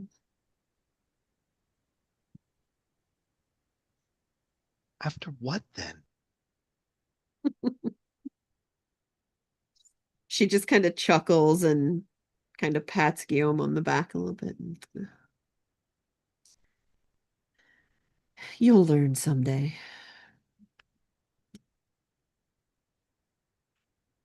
All right, fine. He starts like looking around. Really, he wants to take this first moment to assess, since we just walked in, who seems the most awkwardly positioned in this group. Like, who Man, seems is like that a they loaded just question? leapt into this pile? Like, I'm looking for whoever looks like maybe they haven't gotten a part in them or gotten themselves around a part yet. Like somebody who's like still looking for, and I'd like to use investigation to do that. Fair enough. Okay, that's gonna be a 21. That 16 is hot tonight on my die. 21. Okay.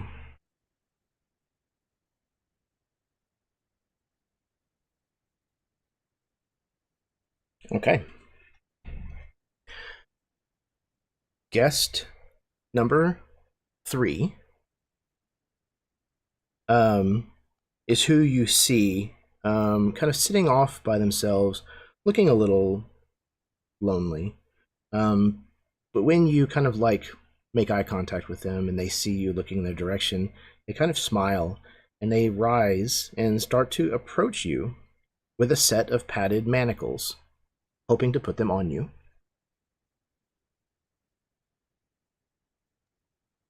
Oh, thank you. No, thank you. Got some trauma about restraint. So no, thank you. Not my cup of tea. Let's stay away from that. I had some large men that were not trying consensually to put the manacles on me. That was See. the just a car.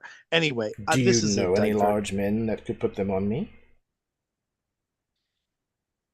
You seem like you're a very forward person, and I appreciate that. I'm just sort of in between situations right now, so we can maybe get a glass of wine sometime. That Oh, sounds nice. yes, the Not Ola right now. Vida is spectacular. No, no, not really my cup. Hmm. You know what? If I'm interested in you, you're probably bad news. No offense. This is more of a me thing that I'm realizing. But I think it's best for me not to inflict that on you right now while I'm sort of figuring things out.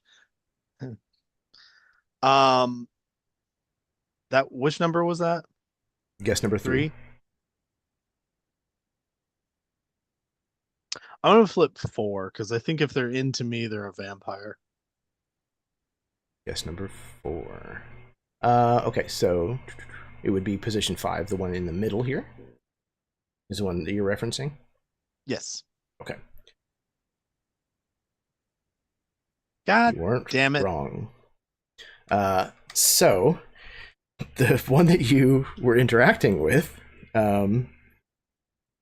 moves away dejectedly, and almost immediately you turn around and you're face to face with a thrall. This individual, you can sense that, like, their eyes are tracing like the pulsing vein in your neck hungrily.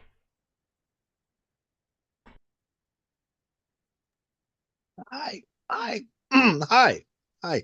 I've actually got somewhere I need to be right now. Thank you. And he's just gonna give her like the lightest little kind of push No fighting, and sort of no, scoot away. yeah, no resistance, but doesn't like break eye contact with you and your neck. You know where to come back if you decide you're ready for a drink. I like being the one doing the drinking, so thank you, but no thank you. All right. Next. I think Chimeran is also trying to look for Sylvie, and is kind of walking around through the goings on of this room, and will occasionally just stick out a hand, and almost like they're groping, except that they're looking for something, trying to feel something. I like to do sleight of hand as they're trying to find the right person to grab and pull out of this fiasco. Okay. Am I at disadvantage because of the thrall? throw? Correct. Okay. Yep. Okay.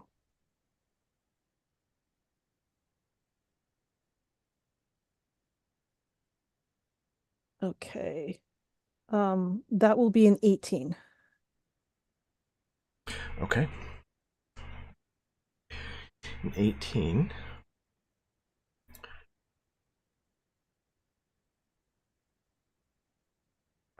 Whenever you reach out, guest number 7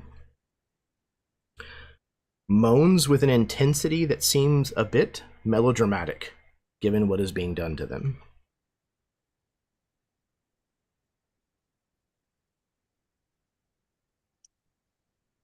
Okay, to be fair, number 7 was the one I was feeling as it was, so I'm going to pick number 7. Okay. Guest number Literally 7. feeling. I was literally feeling. You found the Madame. Okay. So, I can. go ahead. I was just going to be sassy. I was like, I know that ass. Fair enough. Okay. The lights go out. We move to a different space. One of you would please take us into the next scene.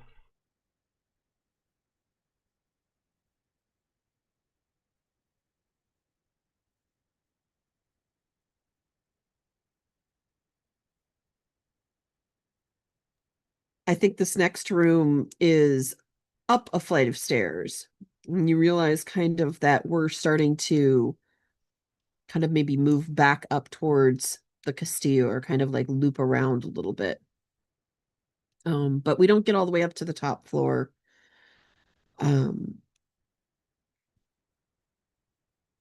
There's When we get into this room, it's very empty in the way of things that are in here. There's a large circular table in the center of this room, and it has probably 6 to 8 chairs around it. Very comfortable, fancy, like everything in the Castillo.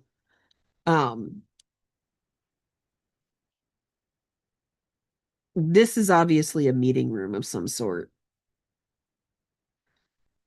And you remember and can recall, as you see this room, you recall Vera having mentioned on occasion hosting black market type deals and stuff in the bottom of the Castillo.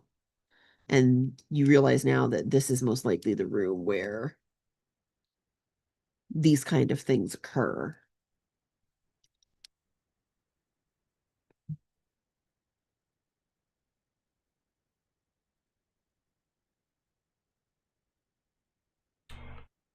It is definitely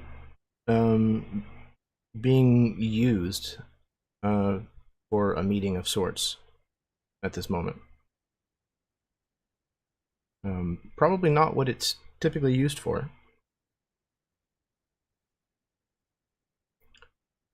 Is there any kind of reaction to finding yourselves in this room, or how do you proceed? Oh, one other piece of information. Locks is also now missing.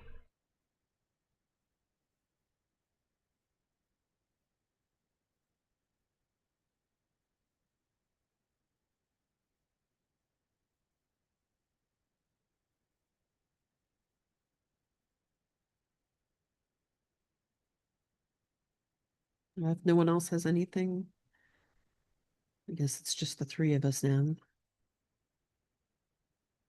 I have a question, Jeremy. Has Mhm. the doppelganger's persona been hashtag certified hottie every single time? Definitely not in the first room. I mean, hottie is Okay. a relative term. Yeah, not when imitating the original, but like, have they made themselves very attractive every time? So for the most part, everyone here is probably at least a 7. Okay. Okay. What so here's what I'm thinking, and tell me if this is too far. Um I'm assuming that this person has enough ego to consistently give themselves just spotless perfect genitals. And so I would like to do a nature roll to kind of check out the bits of the writhing mass and see if there's any that just look too good. If it's like, that's like a painting of a genital. And Like, that Guillaume's seen doesn't a lot seem of right. genitals, so Guillaume Yeah, would know. I think like it doesn't have the right like divots. Oh shit, that's a 19 on the die for a 24. So I'm getting Flashback like to getting right up there like no, okay, there's a mole. That's fine. Guillaume, you Flashback have to- missed your calling. This is what you Guillaume has missed his genital inspection calling. there's a flashback to Guillaume's Great time to days come at back, the Pat. It's flashback to the days of the academy where he's just got a book full of just like paintings of genitals that he's just like flipping through casually. Incredible. What did you get on your general inspection die roll? 24. A 24. Incredible. I know what bits look like. Apparently. Okay. Guest number 1 sees you eyeing their bits. A little suspiciously, perhaps, maybe a little close, and says, "If you're going to be down there, then you might as well make yourself useful." And they extend a big chilled glass of Borjido Olorida, the color a deep, rich burgundy, for after. Oh, thank you so much. That's actually, I'm not a fan of that vintage. I'm sad to report I heard that their fields burned recently. But thank you. And I'm just, checking out, making sure I pick the right partner. Gotta know what I'm working with first. So I'll let you know if you make the cut.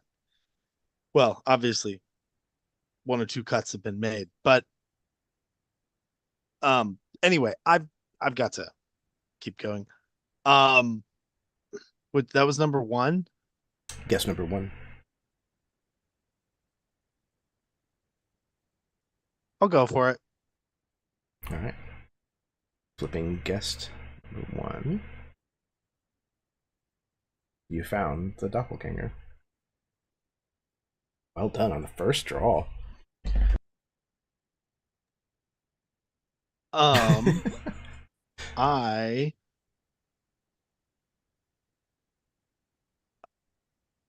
uh this is probably a terrible idea.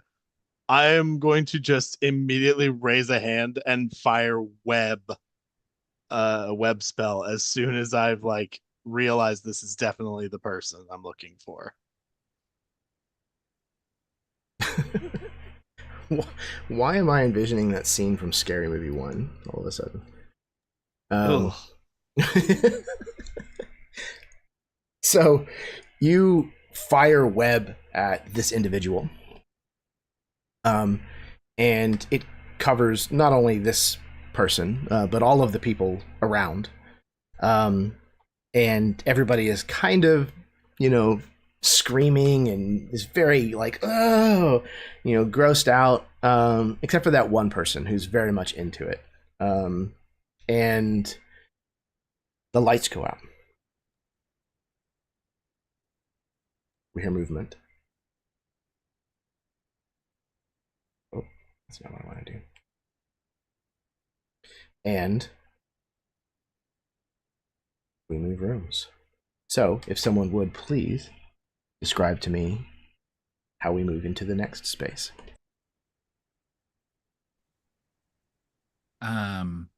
This next room has kind of a like a woodland theme, and it's kind of decorated to sort of evoke the feel of like a forest clearing. So all of the like rugs on the floor are like uh greens and browns, and they have like very like high sort of piles on them, so it feels almost like grass beneath your feet.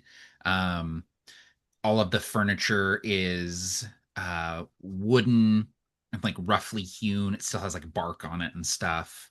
um the ceiling is draped with silks, and there are lights twinkling up above. It almost sort of feels like an open night sky. And then the biggest feature of the room is there is a tree growing in the middle of the room. There's a large clay pot with a tree that has sort of been perfectly manicured to fit within the room and present sort of this these boughs sort of up towards the ceiling. And there's like a little fountain trickling right next to it. It sort of gives like babbling brook. All of the art and stuff on the walls is very like medieval tapestry, like hunting, stags, wolves, rabbits, things like that. It's all very kind of primal and uh, woodland. Excellent. Okay.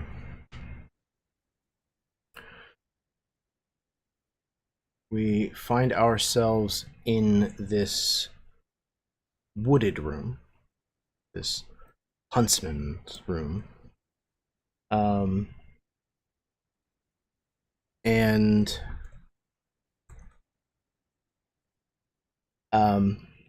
again, there are fewer people still here.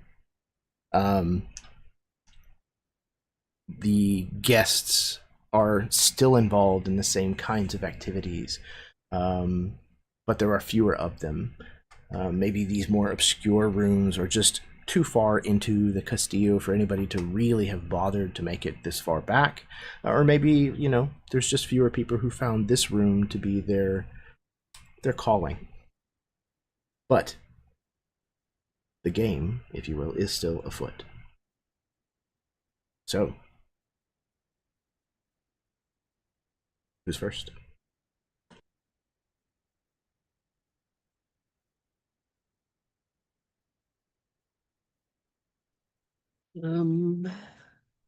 Vera will go ahead and put my camera back up. Vera will go ahead and I am going to make a um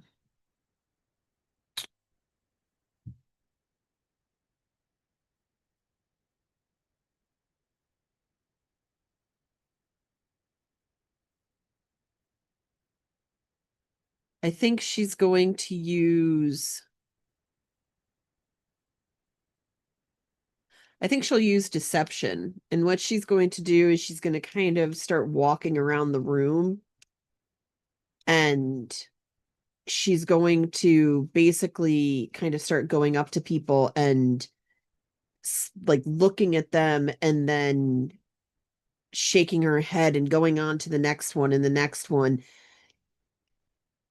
And even if she happens to find the doppelganger, she is not going to immediately like acknowledge it. That's where the deception comes in. Like she's acting like she's not seeing it essentially in order to try and kind of hopefully maybe reverse psychology them into giving themselves up.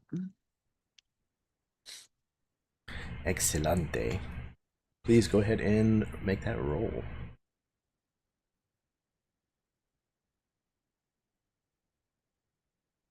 That is a 18. 18. Okay.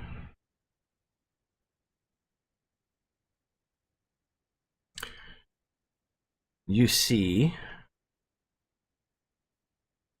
guest number 5, as you are making your way through and kind of like leaning in close and looking and shaking your head, guest number 5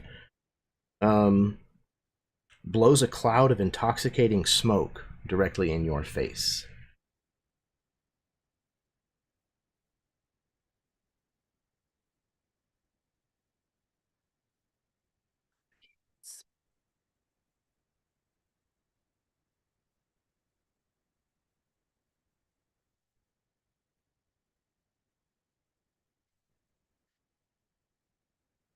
I will go ahead and investigate person number 5. Guest number 5. You found the doppelganger.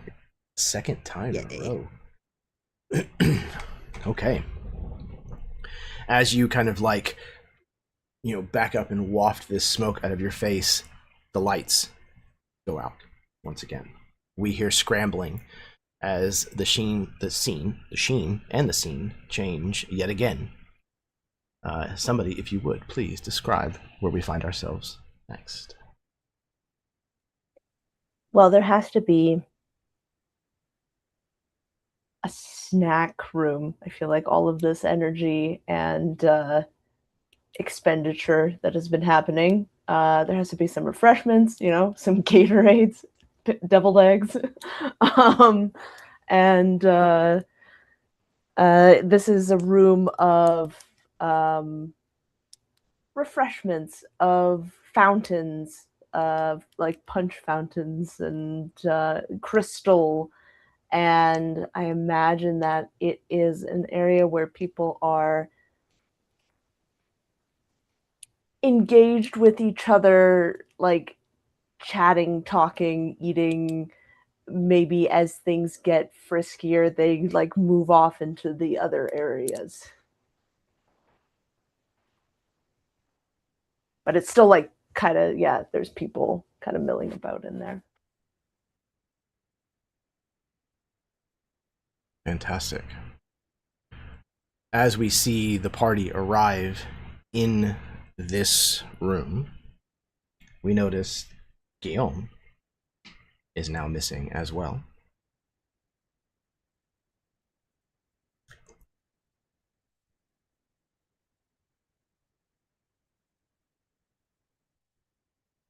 So it's just Vera and Lox left now? Right? No, Lox? Is it Chimeran and Vera. Vera is going to slide her hand into Chimeran's hand and hold on to it because this is a problem. This is a big problem. It's like I fear we're losing. So while we're holding hands and going around, I think that is the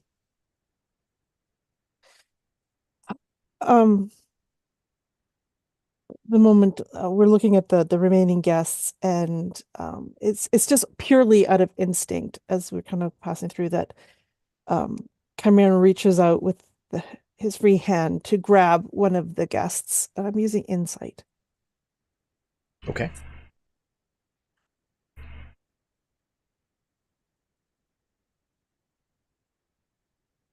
Okay, so that's a 20. Okay. 20. Let me see. Guest number 7.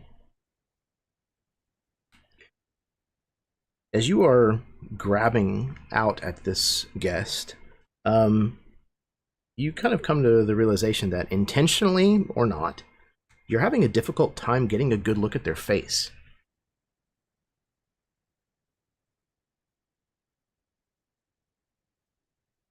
Sorry, which guest was this? 7. 7. It would be the bottom left corner on our screen.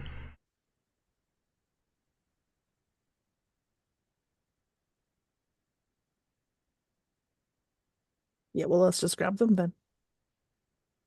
All Make right. them look at me. Guest number 7 is a regular guest.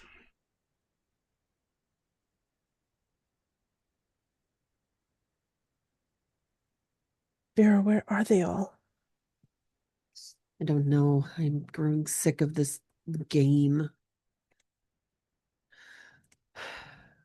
We're still holding on to Chimeran's hand. Steps forward more into the middle of the snack area and standing there, she's all right. Whoever you are, fake madam, I'm growing extremely tired of this game.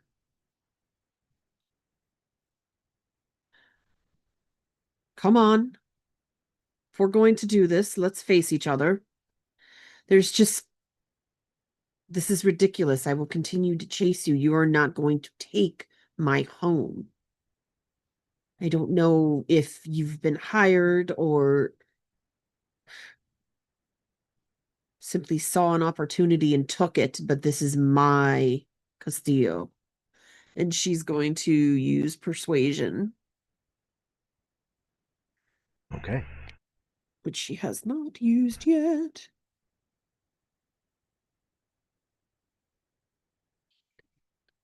Let's see, 27. Okay. You address the room thusly, and you you see one of the guests, guest number 9, smiles wickedly at you as if they know something you do not.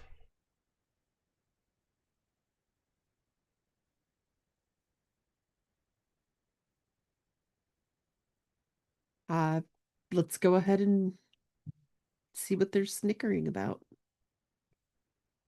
Okay. Guest number 9.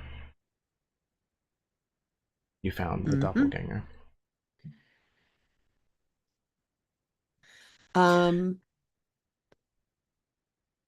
Before the lights flick out, I would like to cast Hold Person. Okay. Does that require a saving throw on my part? It does. Wisdom saving throw of 16.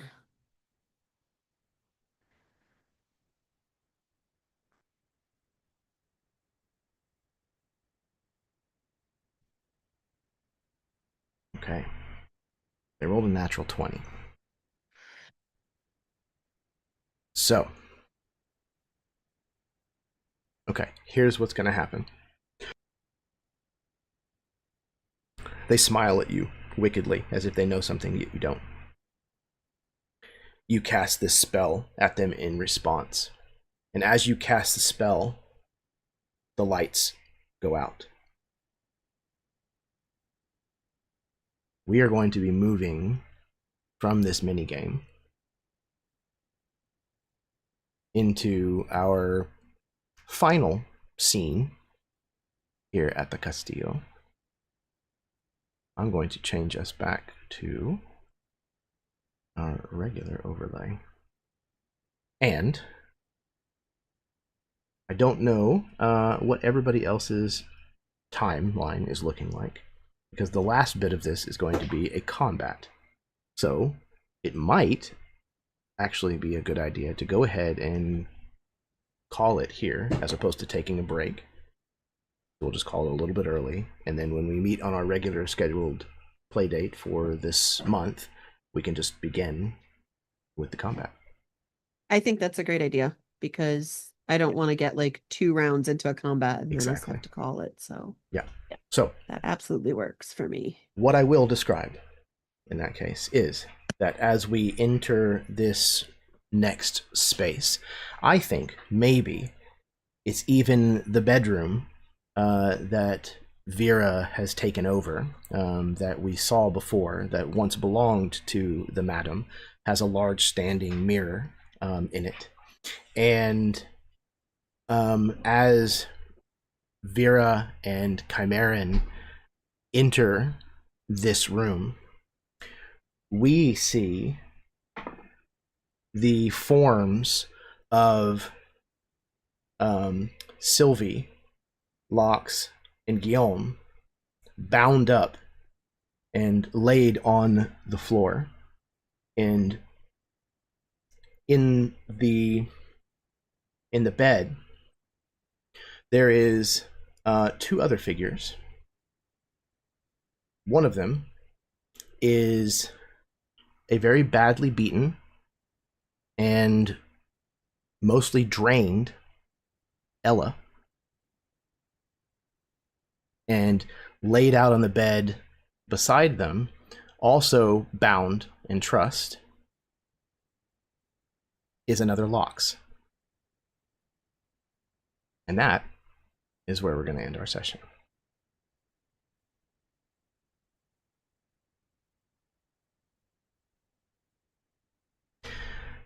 Okay, so that ran a little longer than I thought. Apologies for the little bit of the drag that it had there at the end, but I was very, very happy with how that came out. I wanted to run a doppelganger encounter that was different than just a mere combat, so thank you for indulging the minigame. I had a lot of fun.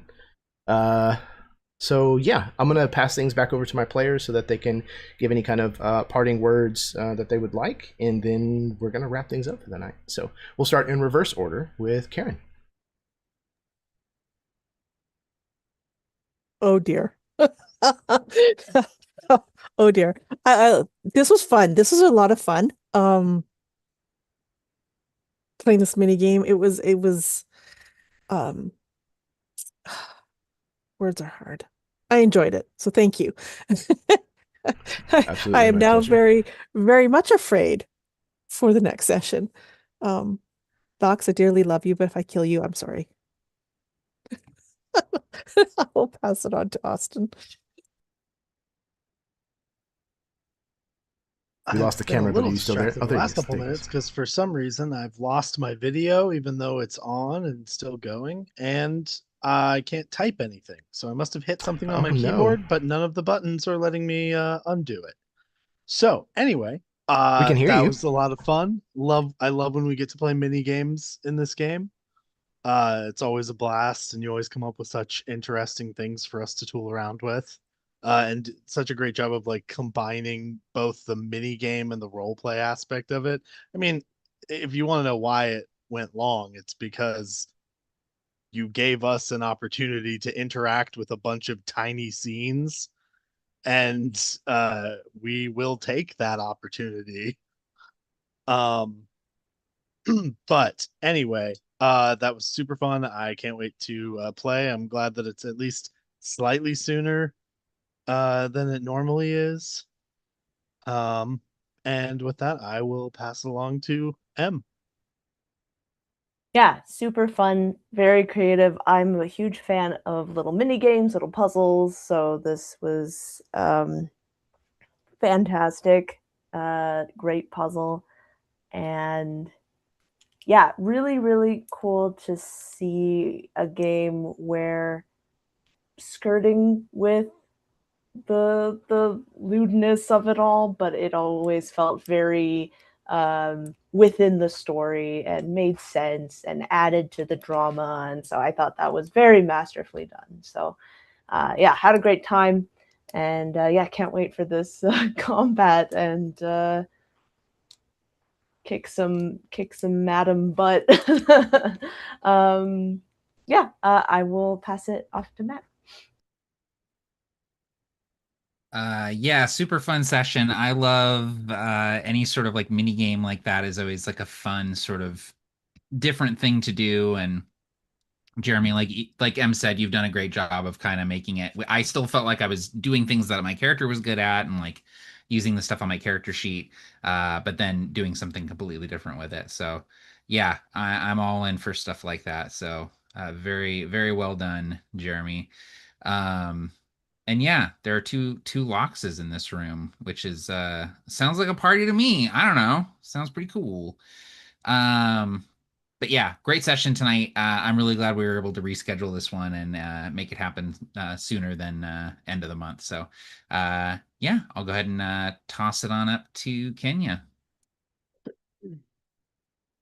I have to say, not what I was expecting to happen tonight. I was expecting just we walk in and it's on like Donkey Kong and um I do believe probably one of the guests there has the nickname of Kong, but other than that, it just was a cool way to deal with this. Like I love what you're doing. I love that you're bringing the whole changeling doppelgangery stuff and abilities into, and it's this neat kind of intriguing way to resolve some personal plot line and to deal with it without it just going into combat. It's really creative. I really like it. And I am glad that we took the extra little bit of time that was needed for you to figure out how to do it correctly because this was perfect tonight. I had a lot of fun with this. It's super, super cool. I love it. Other than that, if I find out that Locks, who I was confiding in when I thought my girlfriend was burnt down in a building, was actually some weird doppelganger guy, and I'm gonna be mad, but I don't know what's going on. We did find my girlfriend tonight though, so one goal accomplished, guys. Like, go us. We're winning at D&D. I look forward to But is next she session. really your girlfriend? I mean, who knows anymore? Like, seriously. Who knows?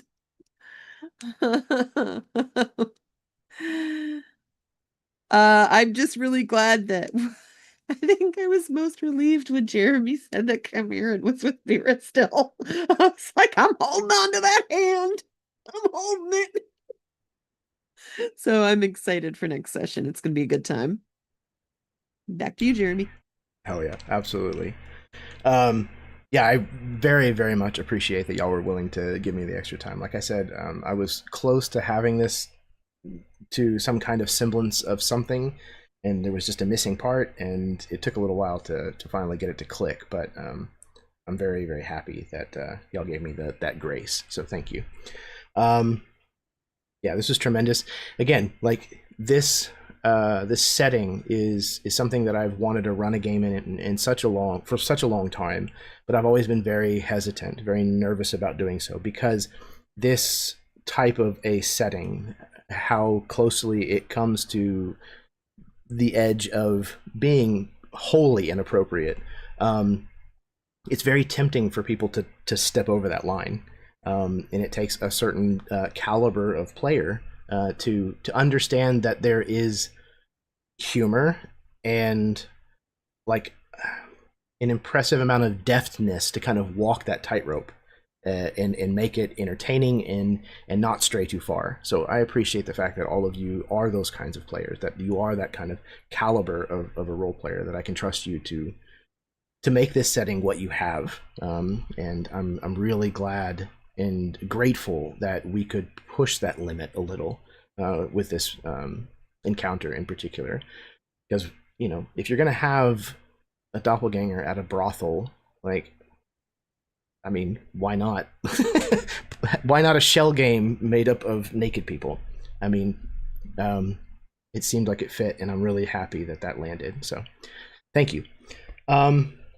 Speaking of thank yous, thank you very much for anybody who managed to stick through this episode and watch this. I do appreciate all my freaks coming out and hanging out with us. I love y'all. So thank you for giving us some of your time. If you did enjoy what you saw, then please do all the stuff that the algorithm insists that you do. Hit the like button, subscribe, share the link around, leave a comment. There's a hype option. I have no idea what the fuck it means, but press it. It's a little button. It does things. Yeah, you can find me on Start Playing. You can find me on Coffee if you feel like it. All of that is deeply appreciated. I love that there are people that find something worthwhile here on the Erasmus Expeditions. It really does mean a lot to me that has kind of become a thing. That there are people who come here regularly and watch my games, and that makes me very, very happy. So thank you. I see you. All right. What else? Remember, kindness is a free action. It costs you absolutely nothing to be kind to someone. It does not mean that you have to get involved in an orgy with them. But, I mean, it could be kind. So yeah, be nice. Fuck ice. So we're going to go ahead and get out of here. I hope the rest of y'all have an incredible rest of your week and a fantastic weekend. And until next time, may your dice roll high and your snacks always be within reach.